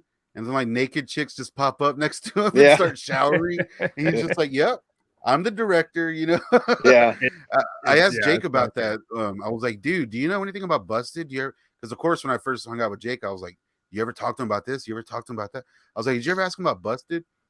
And like he's like, yeah, man, you know, it was like a rough time, whatever. I was like, I always wondered like why those scenes happen with the studio must have made him do that with the shower. And she's like, no, bro, that was all Feldman. That was his idea. He's like, if I'm gonna do this, I'm gonna make it on right. on. It's so gratuitous. and On like the turmoil there. I mean, how he had Dominic Braccia in the movie, and he cast Corey Haim, and apparently didn't tell him. And Hamster showed up and was pissed that Dominic Braccia was there, and then he fired Hamster off the set. Corey Feldman's sister's in this movie for like a few seconds. Such a weird movie. Yeah. When I think dark times for Feldman, this is what I think of. Like, yeah, this is the movie I go to. It's so yeah. weird. It's like bottom of the barrel is like as bad as it gets. Yeah, I think this may be the worst movie like he was ever in. I can probably honestly say that. The next one I've never seen before, and you're gonna probably have already seen it. Born Bad. I don't know anything about this. Yes, I just reviewed that one as well. That one is another Cinetel movie, I believe. It has the gay guy from Clueless in the lead role. And Justin, you're a Hook fan. Oh fuck yeah! The kid who played the young Hook. I mean the young Robin Williams in Hook. You know, the Gwyneth Paltrow scene. That guy's in this movie. They're the two leads, and Patrick Renna is in it. He has the redhead kid from Son-in-Law, whatever. And Feldman is it's about these kids who decide to rob a bank, and it turns into a shitty version of Dog Day Afternoon, and it's just like whatever. But Feldman's the getaway driver, and he's barely in the movie. He ditches him, and he shows back up later, gets arrested, and he's done. It's barely like there's nothing there really as far for a Feldman fan, but it's an okay movie. Wow, so yeah, I never heard. And the next one I never heard about either, but it seems like something I would actually enjoy. It's called She's Too Tall with Brigitte Nielsen. That seems like something I would like my life story. short kings in the house, baby. You're gonna come down on like a helicopter. That poster though, you can't really see it. That poster is hilarious, dude. Yeah, dude. No, this one's rough too, man. It's for free on YouTube. Not good, huh? Yeah. I mean, no, not really. There's way too much Brigitte Nielsen. It's like if you're a fan of hers, I guess it's okay. But Feldman plays he's like he owns this small clothing company, and they get involved with this like I don't even remember. She's some fashion line, and they're making her clothes, and they get stolen or some shit. Feldman is kind of phoning it in here again too. He's sitting down for like 90% of the movie. It's weird, but it's you can skim this one. Yeah. Feldman had actually never seen this one either, according to Jake. Oh shit! Oh, really? Well, then there's a couple other ones. Stormtrooper. Never seen it. Never heard of it. Got anything on it? Oh man, yeah, Stormtrooper. Stormtrooper's bad, dude. Stormtrooper's a piece of shit. So you're saying the late '90s was not a good time for him? Is that what you're saying? Nah, I think it was Stormtrooper and Legion are both like just bad sci-fi movies. Stormtrooper especially. That one's on Amazon for free, I think, is how I saw it. If I'm not mistaken. There's another one, The Waterfront. Next to nothing, dude. Like that movie is horrible. Dude, these are all Zach Galligan's in his Stormtrooper too. Oh wow, a little reunited. Yeah, huh? Zach Galligan. Yeah, that's right. He's reunited with Feldman. I think Feldman has like an eye patch on it in this movie. He plays like a grunt. Oh, it's a Jim Wynorski. It's a Wynorski movie. Dude. Really? Yep. It's a Wynorski flick. Yeah. Huh. Now, what about not worth it, dude? Have you heard of a movie called The Waterfront? I'll be right back, fellas. Sorry. No, I have not seen that one. No. Or AKA Maximum Justice. I missed that one. All right. It says here that did not see that. It says that he was in one episode of The Crow, Stairway to Heaven TV show. He played Chris Draven. I never knew about. Yeah, he's the Crow's brother. That is very interesting. He plays his brother. He has a pretty big part in that show, but he's only in like one episode. $1 Million Kid. I never heard of it. I watched his parts in this movie. He shows up and I think it's like he's there to give away a prize or something to this Oh, kid. so it's a small role. It's nothing. He's I don't even think he's in like a wardrobe. He just kind of shows up. It's just one of those, you can tell he just kind of took a job, you know. Well, speaking of taking a job, the next one is he's in Toxic Avenger 4 and he plays Sarah's gynecologist. Yes. Yeah, So, that did you show is remember that? hilarious. That is so wild. He actually got pretty pissed off about this. Like, I don't if I'm not mistaken, I don't think he was credited as Corey Feldman in that, but his role is actually pretty funny. Like, he does a good job in it. I don't know why. Like, he didn't really care. He didn't really care much about it, but he was actually pretty funny in that damn movie, man. Same thing. I know it's not a movie, but his episode of Son of the Beach is pretty funny. He plays this sleazy manager. It's fucking hilarious. You should track that down if you can. You know, what's interesting about that is Howard Stern. If you watch Howard Stern, he was like the executive producer on that show. Yeah. So yeah, he kind of broke him off a little piece there. That was an interesting show. Yeah, it was. Holds up better than I remembered. Oh shit! Then we got Citizen Toxie right after that. That's one of my favorite movies. He said he plays a gynecologist. I don't remember that. I mean, I have it, but it's been a Kinky long Finkelstein is his character. Yeah, he has like a stupid mustache or something, or glasses or something like that.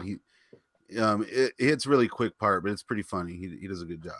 And then in 2001, he did a movie called Seance. I know nothing about it. Dude, yes. I've never seen it. Yeah, I never got the chance to see it. This was made by a random guy who had $1 million and he wanted to make a movie. So what he did was made a movie called Seance. You can find the trailer, and it looks like it's like shot on video. It looks real shitty, but Feldman looks like he's like, again, really going for it. It's fucking crazy. And I forget, there's another big actor in Seance, which is the reason people still talk about it. Adam West. It was Adam West. Oh shit! Wow. Yeah, and this was actually directed by John Preston, which is he's a former child actor as well. So it's like he's interviewed in the latest Corey Feldman documentary that we did. So there's all these weird ties to this shit. But Seance, it never got put out because he was apparently too embarrassed. And if you look it up, his daughter convinced him to put it on YouTube about 5 years ago. And he did, and it got like such a shitty response that he took it down, and now it's nowhere. Wow. I've been looking, I can't find it. Well, you know what's completely funny is lost. The next one in 2003, I've actually never seen this. That Pauly Shore is Dead. I've never seen that.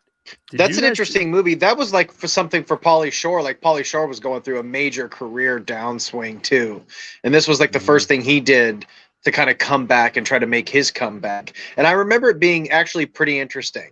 It's basically he got all of his Comedy Store friends, and it looks like Pauly Shore, Feldman was all up in that Comedy Store shit back in the day, back in the 80s. So I think, I can't remember individually what his part was, but the premise of the movie was, you know, like, what do you think of Pauly Shore? And he just got all these people to talk about him like as if he was dead or something.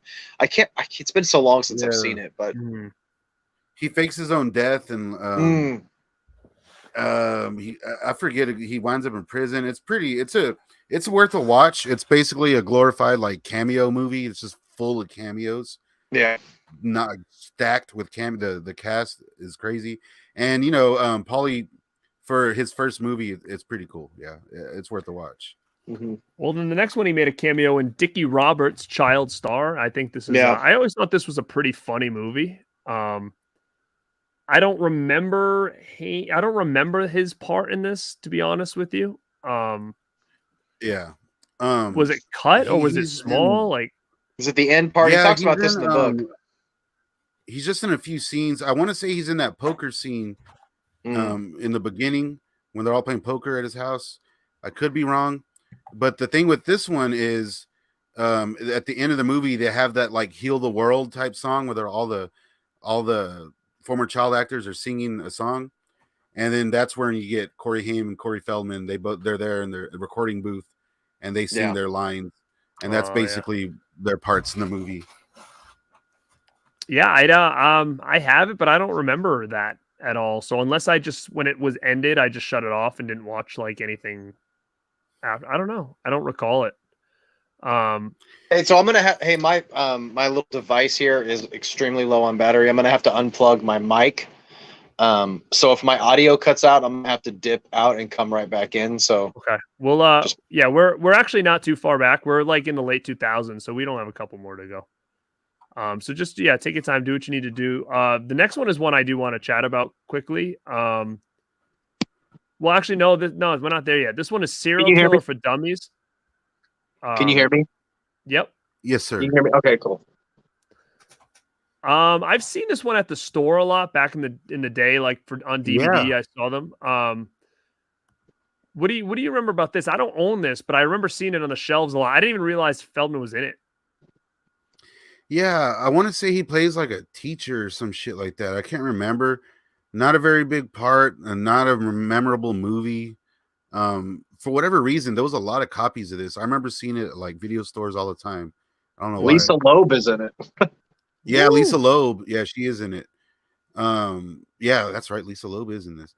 I don't know. I guess check it out if you're a fan, I suppose. But I honestly don't even remember what Feldman did in this movie. I know it wasn't much. Well, the next one is another one called No Witness. I've never seen it, never heard of it. I don't know if that rings a bell. Me neither. I never seen it. Missed out. Well, the next one I want to talk about, I do own, and I did rent when it came out, and it's Puppet Master vs. Demonic Toys. Hell yeah. I'm a huge fan of Demonic Toys. So like when this and Puppet Master were kind of getting together, I was like, I got to see this. And I didn't even realize Feldman was in it until I basically rented this back in the day on VHS just based on the title alone. And then when I saw that he was in it, I was like, oh, score. But this is fucking terrible. It's a rough one. Yeah.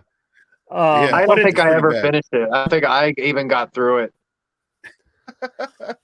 I enjoy it enough to where I get there's something. It's a Christmas movie too, so like it takes place on Christmas. I didn't even realize that. It's Christmas Eve. They're trying to make the dolls and ready in time for Christmas, so that's the whole premise. I do like the movie though. I think it's entertaining enough. I was never a big Demonic Toys guy. You know, I was more of a Puppet Master guy, and they don't have my favorite puppet, which is Leech Woman. She's just not in the movie. But so that sucks.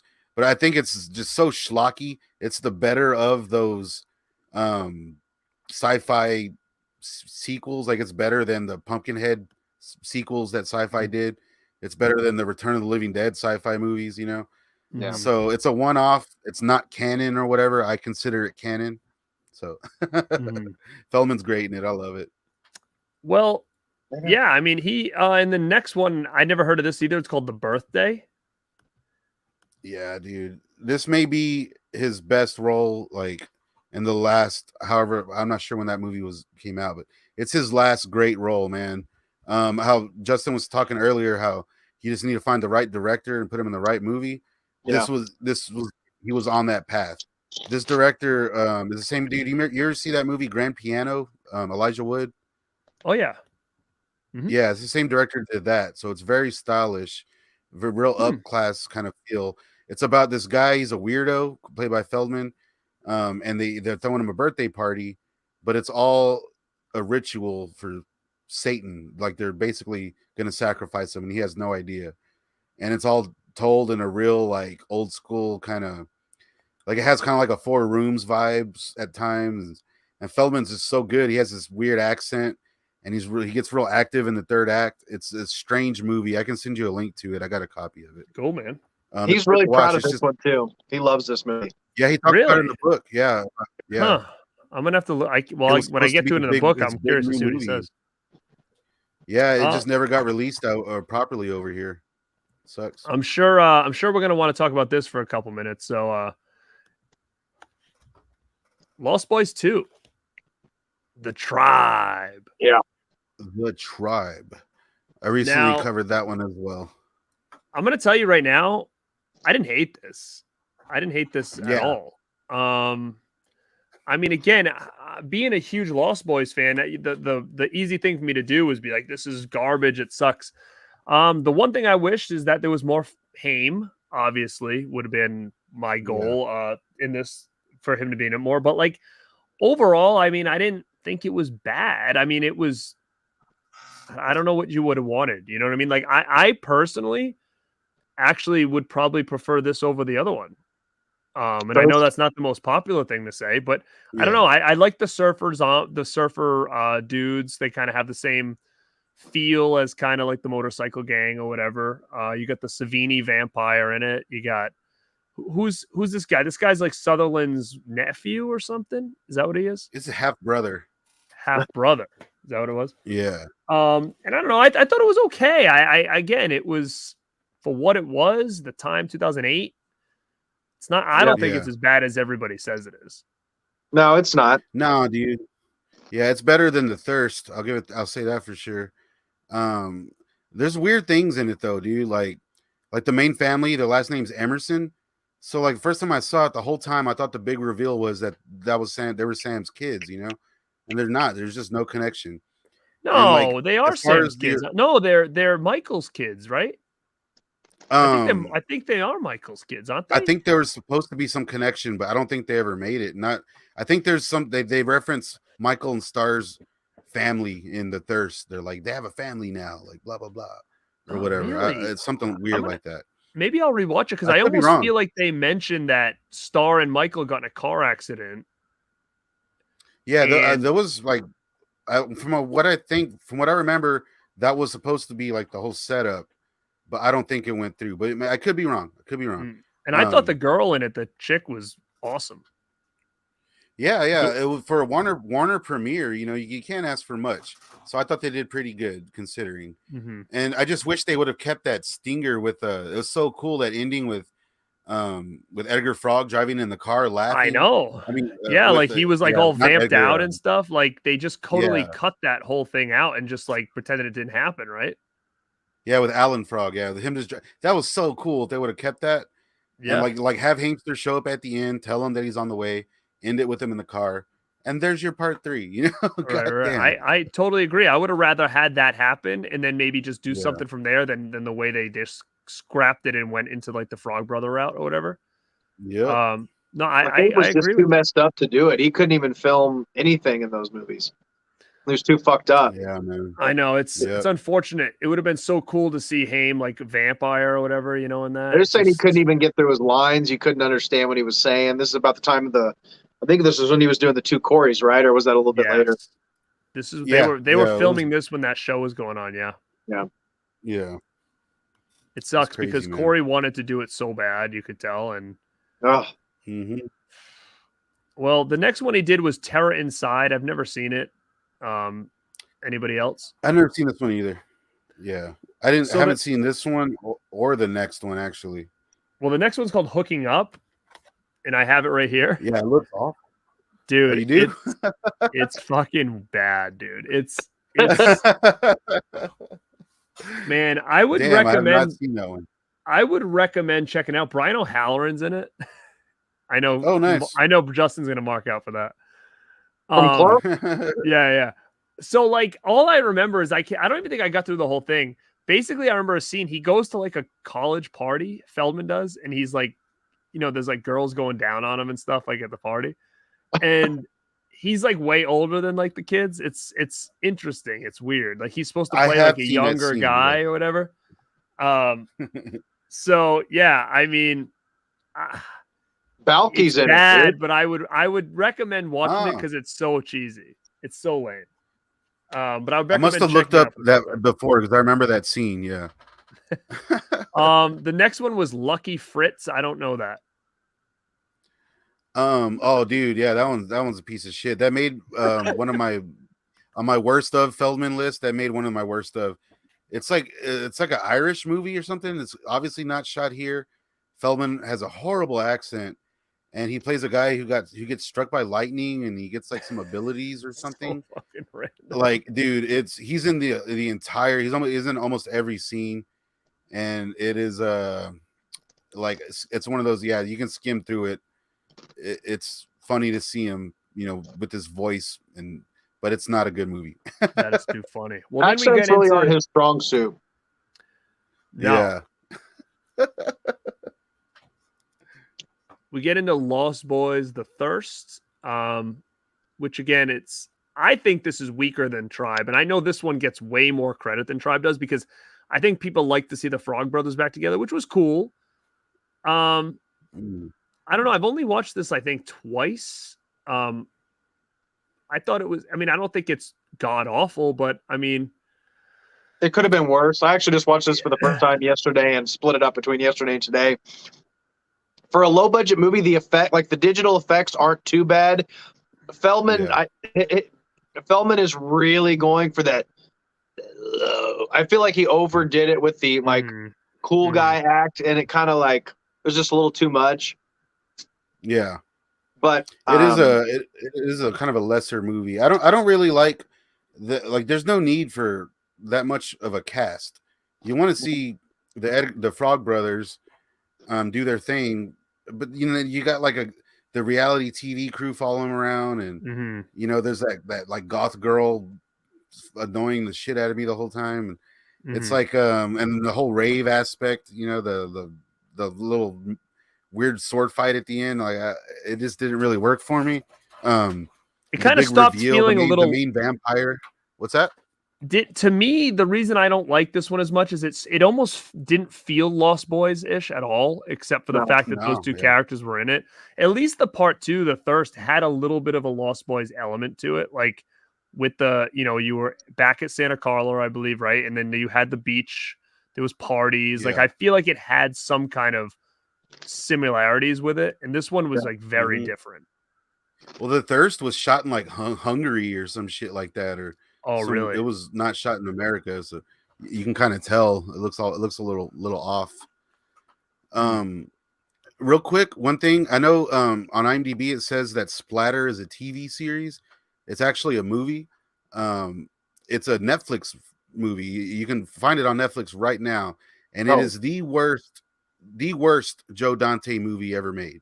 Directed by Joe Dante. What the fuck? Yeah.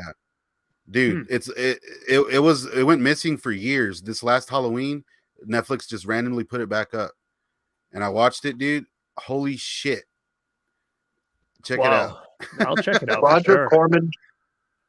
Yeah, even the poster on IMDb says episode 1. Yeah, it's episodic. It was a kind of a choose your own ending kind of TV show where you pick what happens. You know what I mean? But now they put it up as a movie now. Interesting. Now it's only 30 minutes. Yeah, the next one I feel like I've seen this cover, but I didn't even put two and two together. It doesn't look bad. 6 Degrees of Hell. I'd never seen it, but yeah, it's kind of got that. It almost is like that. They tried to take it off like Saw or whatever. We're gonna make a Saw style movie with Corey Feldman. Fuck, I don't remember. Yeah, but this I've might seen be that one movie, man. But it's so unmemorable. I don't remember anything about it. This might be one that I might try to track down because it was around that time with Saw and all that was really over, and it almost looks like they were trying to mimic that whole thing. So might be one that I might try to search out. The next one was Exposure. Nope, never saw that one. And this one's The Zombie King. I've seen this cover and stuff. I just didn't realize Feldman was in it. It's fucking horrible. Dude, it's bad, dude. Yeah. It's worth watching. The Zombie King's the only movie going from here on out that I've seen. The only one. Okay. There's 20 more credits. It's fucking unwatchable, terrible. Yeah, it's bad, dude. It's laughable at times. I'll give it that. Somebody in here mentioned this next one earlier. Zombex. I've never heard of it, but I saw somebody in the chat mention that a little while ago. I've never seen it either, man. I see it's available pretty easy though. It's on one of those Tubi movies as well. I just never got into it. After seeing Zombie King, I didn't seen that. I was like, I can't do another zombie Feldman movie right now. The makeup is terrible. I mean, this one looks real. Oh, go ahead. No, I was gonna say the next one looks real bad. M Word. It looks really bad. I don't know if you guys know. Yeah. He did these movies. It's like the M Word and this other one called down here called Worth.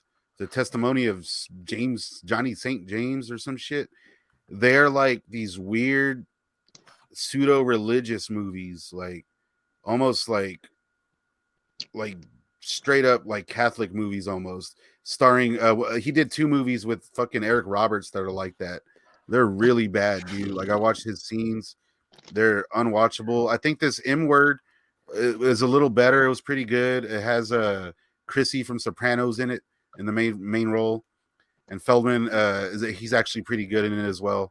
I watched that whole movie, man, and it's another one that is just totally just forgettable, man. It's Now you wonder though how many, like, know. for someone like Feldman, how much money is he getting to do stuff like this? You know what I mean? Like, like how much money could they possibly have, like, to give somebody like him to do this movie? That's just like that. Seriously, man. I wonder that too all the time. Like, how does this work?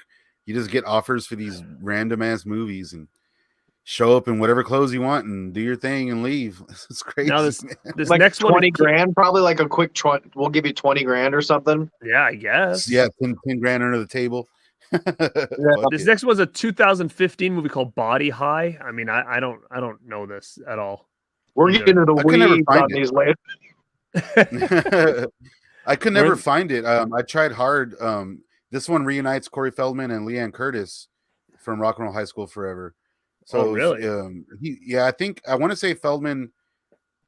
He plays like a ghost or some shit in it. I've seen stills, but I could never track it down. It looks horrible. It looks like one of those shitty stoner movies, you know.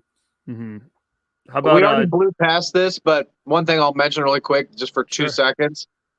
Zombie King also stars Edward Furlong, who's had a similar career trajectory. Baby. Oh baby. Yeah, they have a few scenes together. Yeah, that's the thing. Yeah, my bad. I mean, that's good. That's good to know. How about Job's Daughter from 2016? Oh, dude, this is like the Christian propaganda movie. Like, really? This is some guy that just wanted to make a movie who had money. Like this dude that makes these movies, they're real shitty. They're not even Lifetime quality. And he just had some cash and he threw it at Feldman, I guess. And Feldman popped up and he's in this movie. It's like a stupid religious take on Taken almost. It's pretty bad. Did you see this Body High movie? No, I never could track it down. All I know is that Leanne Curtis is in it and that it looks terrible. There's a trailer on YouTube. Some of them are hard to watch. Like I started searching for some of them on my streamer, and it'll have the poster, and you'll click on it on the thumbnail, but it just says not available. Yep. So why are you trying to watch this shit? Yeah, why are you? What the fuck? Come on! It just says, "Come on, man!" Like old Chris Rock. Well, we got this next one, Corbin Nash. You just watched it. I did watch this when it first came out. Is this available on physical, or is it just like a? It's Netflix on Tubi. Movie? Yeah, I don't own it, but I remember him being in it. I remember him being a vampire in like the back of a car or whatever. But then you messaged me and said he was he played a transvestite. I didn't remember that. Oh, he's basically doing Buffalo Bill. He's literally like putting on makeup and going, "Everybody wants to fuck me. I'm fucking beautiful," and all this shit. But the performance is good. Like I enjoyed what he did in this movie. The movie is really boring and forgettable, but it's got Rutger Hauer. Yeah. Malcolm McDowell, Bruce Davison. It's got a tons of people, but the movie's bad. It is. He's so good in it, though. I love his performance. I think his name's like Queenie or something like that. He's just like this weird vampire. It's worth it just for him. You know what's interesting about this movie? It's not like you can watch this movie. It's not terrible. It's just extremely bland and boring. It's not. It's actually shot really well. The lighting looks like a real movie, but it's just boring, dude. Yeah, for sure. That's a good way to put it. Yeah, 2018 that came out, and then after that, I don't know what this is, but it says Teenage Girl First Wheels. I don't know. Yeah, I tried finding that one, dude. I could not track that shit down. What a weird fucking title. And then the Sunday Night Slaughter. Could not find that one either, dude. Like, it looks like a horror movie of some kind, but yeah, there's a lot of these flicks. Like I'm assuming they're made. I don't know if they ever came out. You know, like what the fuck? I don't know. Well, Justin told this me about this one. I've never even seen it. 13 Fanboy. Yeah, I watched that one recently. Actually, it just came out. Actually, I just saw on the platform I use. It just came out. It's pretty interesting movie. It's cool. Like another stacked cast.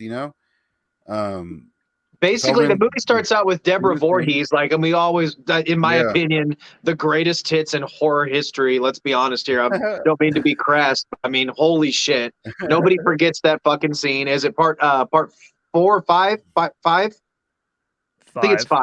I'm not sure. She wrote and directed this. Like, this is her movie, but it's basically, you could tell she used the resources that she had. Like, basically, all like Dee Wallace, Kane Hodder, like all the convention people. There's a killer that's like sending, creepy pictures. He's stalking all of these famous final girls, these scream queens from the 80s. And he starts picking off horror icons like Kane Hodder and Dee Wallace and all these people. But you could tell she just guerrilla shot it at like all these conventions. She's got like people's talking, like, I'm pretty sure she just probably filmed them while people are in line at conventions for autographs. Because this just shot like in the middle of a convention, all these scenes. It's not great, but it's like for a horror fan, especially like you, Garrett, like who's real into the convention scene, it's kind of fascinating because it's just every horror person you want to see in a movie. That's the problem with a lot of these movies. Like if you ever see a horror movie, like a low budget horror movie that stars everybody you loved in the 80s, it's probably fucking terrible. Unfortunately, that's just the way it is. Like like the Hellscape or Hellfest, like all those type of movies are just bad in my opinion. But if you like all those icons, it's pretty interesting. It's just weird seeing Deborah Voorhees as a grandma, like a 65-year-old grandma with long gray hair. It's like, we all age. We all get old. That's just how it is. I mean, I don't know if you guys know what he gets paid like per appearance or per. I have no idea what kind of money he's asking for roles like this. Yeah, I don't know. I'm very I'd curious. love to know, man. I really would love to know. But in 13 Fanboy, his character's actually, he's funny. He plays this director who's trying to make movies. He's like a cheesy filmmaker. That's it. But it's like a real generic, like Corey Feldman style character. Like, come on, I'm just trying to make a movie. Like, it's just pretty cheesy. But well, then I've got one more credit. It says Suicide for Beginners 2022. I've never heard of it. Yeah, I want to say this might be Sid Haig's last movie, if I'm not mistaken. Oh. Yeah. I tried finding this one. I did not find it anywhere, but it actually looks like a decent movie. Like the trailers out there, it looks like a competent, like it could be out on Hulu or something, which is cool to see this late in the game, from of course, Corey. So I mean, like, man, it's been a long. I knew this was going to be a long stream. I didn't know how long it was going to be because, again, he's got so many things he's done, good, bad, stuff we've seen, stuff we haven't. And like what he's doing now is obviously focusing a lot more on his music career. And, you can say what you want about Corey Feldman. Oh, it's good, it's bad. He's pulling pretty decent crowds and people seem to like it for the entertainment value. We've both seen him live. I've seen him live, yeah. Oh, you saw him live too? 3 times. I've seen him only 3 times better every time, man. That fool kills it on stage. Like seriously. So, and you really see how tiny he is in person. It's like, holy shit, this guy is little. See, I got to see like the final Corey's Angels tour. That's the one I saw. Yeah, so I saw him with the Angels. Yeah. I saw him when he was early on. Ascension Millennium had like the song had just hit. Yeah. So he was playing like Cry Little Sister. He was doing a lot of that stuff. He had a bunch of other songs that I didn't really know except Ascension Millennium. But I saw him down in Atlantic City. He does it like interactive. Like if you're a fan of the movies, he does give you that experience. Like he'll play clips from Stand By Me, and I saw him do a medley of like 5 songs from Rock and Roll High School, which was just amazing. Dude. That was so awesome, dude. That delivered, man. That was so, dude. Honestly, man, like I got like in my emotions during many parts of that show, just because I was really close. It was a small venue.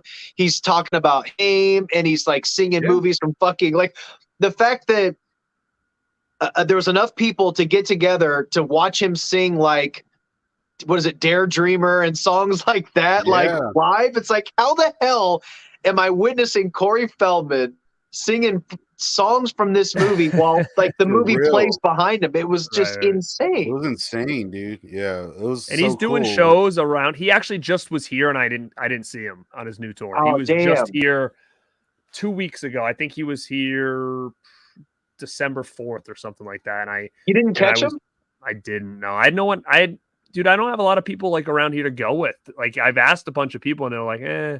And it was actually on a Friday night, which is nice. Like, yeah, I didn't have anybody that wanted to go. It sucked. I would have liked to see him again. But I've met him a bunch of times as well. Like, I have a lot of autographs from him and stuff. And I know you guys had, at least I know Staunch has met him a bunch of times. I know if we had Jake on, it would have been number one. If we had Jake on, this would have gone way longer than it already has, right? So, because I'm sure he's got a lot of stories to tell. But whatever you can say, because I know you and Jake kind of worked on some documentaries for Corey that are not even out yet, correct? Like he sent us the demos or whatever. I haven't got to look at it yet, but if you can, whatever you can say to the people that are watching this now or on the replay, whatever you can say about like when it's coming or what's on it or whatever, we can kind of end that way. Well, I know that with the latest edit that's getting done now, the plans are to potentially put it out on VHS as like a throwback kind of thing. So that's going to be very cool, but it is technically out right now. The documentary is called Corey Feldman, Artist, the Man Behind the Love. This is the t-shirt right behind here. I take it down, but I drop everything.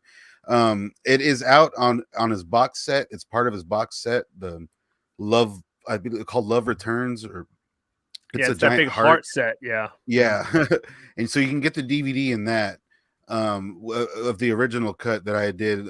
Jake kind of revamped it a little bit for the VHS, which is pretty sweet. So I'm very much looking forward to that. I just don't know. Exactly that's gonna be a VHS release. Yeah.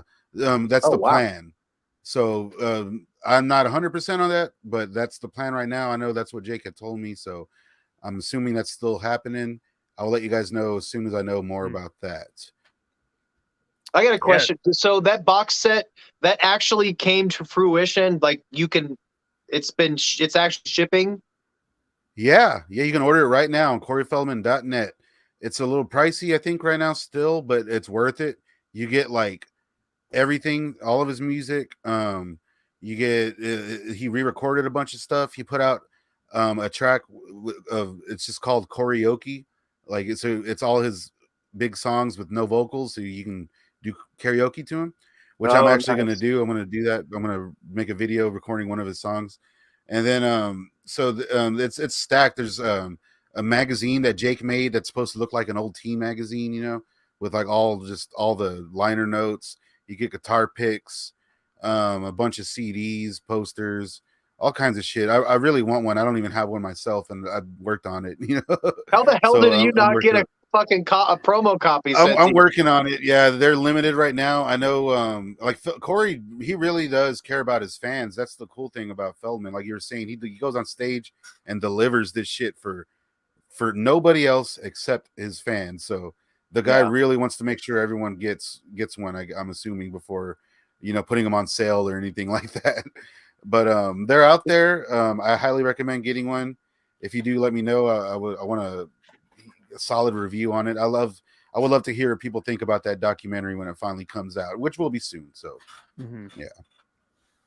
No, that's really cool. I think, you know, on these, it's tough to go really long on some of these streams, but it's nice that people appreciate when they do go that long, especially when we're doing something like this, where it's like, I didn't want to skip over anything. And if there's stories to tell, they're always kind of interesting because there's only so much that we all know, you know? And so, you know, every once in a while it's good to do this. And people actually said, you know, they'd like to do this more on other people, which is obviously something we could always do. But man, it was awesome having you guys on. And I wish Jake could have been here, but we'll do something with him in the future. And I want to make sure we don't hang around here much longer because I know poor Justin's going to work in the morning. So I just took my medicine. In probably like 2 hours. Nice. But before we bounce, anything else you guys want to jump on about maybe either what's going on in your channels or anything Corey Feldman related before we head out? Go ahead, Staunch. Yeah, I'm gonna be catching up on it's a very Corey Christmas right now. It's been Corey videos all month long. I'm a little behind, so the next following days I'll be putting some stuff out. And next year, I'm gonna be doing a lot more on the channel. It's gonna be a lot more live streams. I plan on doing a lot more music stuff and a lot more movie stuff. I'm just gonna try to make 2023. I'm gonna try to get somewhere. I'm gonna try to grow the channel. It's been rough lately. You may be seeing a few little other changes here and there, but and as far as on the Feldman front, well, subscribe to Staunch TV, hit that notification bell. I talk Feldman pretty much like at least two videos out of 10. It's a Feldman, it's Hamster, whatever. So if I get that audience, I would love to have that audience on there. So we can talk about all that stuff. The 80s stuff, the 80s movies. I love all that shit. It's hard getting that kind of audience on my channel, though. It varies. So if you are watching right now on the amazing Born to Be Rad, please jump over to Staunch TV and shoot me a sub and let me know what you think of the channel, guys. And yeah, we're gonna be doing it. We're gonna make 2023 our bitch. Yeah, for sure. Justin, what you got, brother? You've always got something cooking. Yeah, I've been a little slow lately, but I'm still trying to balance the two channels. So I got the Dead Couch for collecting and like the nerdy type shit, physical media. And Movie Watch Daily, I just dropped a review for The Whale, which I really loved. And I'll have more reviews coming on there and all that stuff. And I recently recorded the first episode of the Movie Watch podcast. So it's going to be a long form podcast that I'm doing with my cousin Jason, big movie nerd. And I'm really excited about that, but I'm editing that, and I got 2 other videos that I'm editing currently, and then I'll just be busting shit out. So, but I'm so excited about doing the podcast. I've been wanting to do a long form thing for a while, so I'm pretty excited about that. Yeah, you forgot to add that next Friday we're doing a Rad Pack Christmas. So you forgot That's right. We got the Rad Pack. We're doing a gift exchange. That's right. So me, Garrett, and Mel, our stuff luckily safely arrived at everybody's houses. I don't have yours yet, homeboy. You don't have mine yet? No. Oh shit. Well, we'll have to check the tracking. I'm looking at yours and Mel's right now. That worries me a little bit because Mel got hers, so hopefully it comes. I'm sure it'll come by the week. So that's gonna be a fun exchange. I'm sure we got each other some cool shit. So live unboxing. Funny, Yeah, so guys, check that out next Friday night, same place. It's gonna be Friday at 10.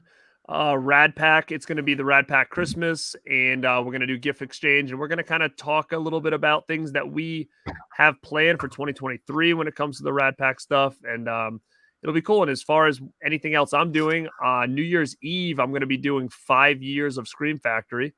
So all the Scream Factory episodes with Dead Pit that I've done is going to be a marathon starting, I think, around New Year's Eve at like noon, and it's going to run all night long. I think it's like 10 hours or something like that. So are you doing like a replay of it? Yeah. So we just combined everything in like one long marathon type thing. So you guys can pop in anytime. If you have people over and you want to watch some old Scream Factory stuff, you can check that out. Let me think what else I have coming on. I have a couple Rad Company episodes that I'm working on right now, just finalizing some dates. So keep your eyes out for that. And I know Perry in here asked me, how was my experience meeting Corey Feldman? I have 2 different experiences. One was fantastic. I met him in Atlantic City. He went live, and the whole cast of Lost Boys was there pretty much. Like at the time, Brooke McCarter was still alive, so it was him, and then all the other vampires. Like you had like who the hell was there? G. Tom Mack was there. You had Dwayne. What's his name there? Oh my god, what's Dwayne's name? Lost Boys, dark hair, the vampire. It's late, guys. But anyway, Billy Worth. So they had like a big VIP thing that I went to, and that was super fun, and we hung out and stuff and did pictures and everything. That was great. Another time I met Feldman was a little bit odd. We did a photo op with him, with my buddy and I, and we walked up to him. My buddy's like, "What's up, man?" He was all excited and like slapped his hand. And Corey Feldman went, my hand. And I'm like, oh, here we go. Like, he's gonna sue my buddy now. Like being and, for real? Oh, he was for real. He's like, why did you slap me so hard? He said to my friend. I was like, fuck. Wow. This was literally like the first time I ever met Feldman. Like, this was like the first second I ever met him. And then we did like a photo op, and then I'm like, all right, man, see you later. And he's like, oh, thanks. He's like, it's like, I hope I can still sign today. And I'm like, dude, you better don't tell him your name. Like, let's go. Think about it, man. He must have the world's softest untouched hands. You know what I mean? For real. Yeah, dude. And it's funny because he's so small. So when you see a picture of me and my buddy standing next to him, we look like we're like his bodyguards. No, he was smiling, but I mean, like, he's little, man. Yeah, he's a little guy. But, you know, that was the first time I met him. It was, and then, you know what? I did meet him. The first time I met him, he was with Susie at Monster Mania. They were still married. That was like during the two Corey show, because I met Corey Haim for the first time there, and they had to separate them. Like, they wouldn't even be allowed in the same room. Like, they were fighting big time. Wow. Yeah, like Corey Feldman, to meet him, he was up in a hotel room. Corey Haim was like down below. And then when they did like the reunions, they did a Frog Brothers reunion by themselves, and then Haim with the rest of the cast like somewhere else. Oh, wow. So it was a weird show. But that was the first time I met both of them. And then when I met him a second time, Corey Feldman, he was without Susie. He was like, that was when Choreography came out, was when I met him the second time. That's the one where I hurt his hand. No, I didn't hurt his hand. My buddy did. But yeah, so that's kind of my Feldman story. I met him 3 times, I think. I've seen him more than that. Like, he's been places that I've been, but I haven't actually talked to him only 3 times. And then Wet Movie 1. Yeah, we're still live. We're getting off here, guys. But TJ Frizzy, happy holidays. That's, again, guys, it's Christmas Eve, so happy holidays to all you boys on the stream and everybody in the chat who watched us live for the last 3.5 hours. I appreciate you guys all hanging out with us tonight. And guys, thank you again for popping on and doing this little tradition of the Christmas. And anytime, dude. I love hanging with y'all guys. Yeah, man, it's awesome. It's like you said, you talk a lot of Corey stuff on your show, and I love that stuff. So it's cool that we've connected, and you know, there's not a lot of people out there that are big fans of there. And I'm gonna record your Lucas thing right when I sign off. Awesome, man. Hell yes. All right, and I'll send it to you. Cool. And thank you, Perry. And guys, yeah, if you're watching this, sub to me at Born to Be Rad. If you're watching this, sub over to Movie Watch Daily and Staunch TV. I will link their stuff in the description probably tomorrow morning. But if you can see their tags up here, that's their channel names. So, guys, sub to all 3. And should I do I don't know. Haim's burial site's got to be in Canada, right? It's in Canada. Yeah, I ain't going to be able to get there. But somebody else said this. Oh, there you go. Stuntman Mark. Thanks, brother. Thank you so much. Yeah, definitely thumbs up the stream. I always forget to say that. Thank you, TJ. And maybe, just maybe, depends on how my night goes, I might pop in tomorrow night and do something like late night, but we'll see. I have a lot of stuff to do for Christmas Eve. But thank you all for hanging out. This is Staunch, Movie Watch Daily, and Garrett at Born to Be Rad. And like always, stay rad.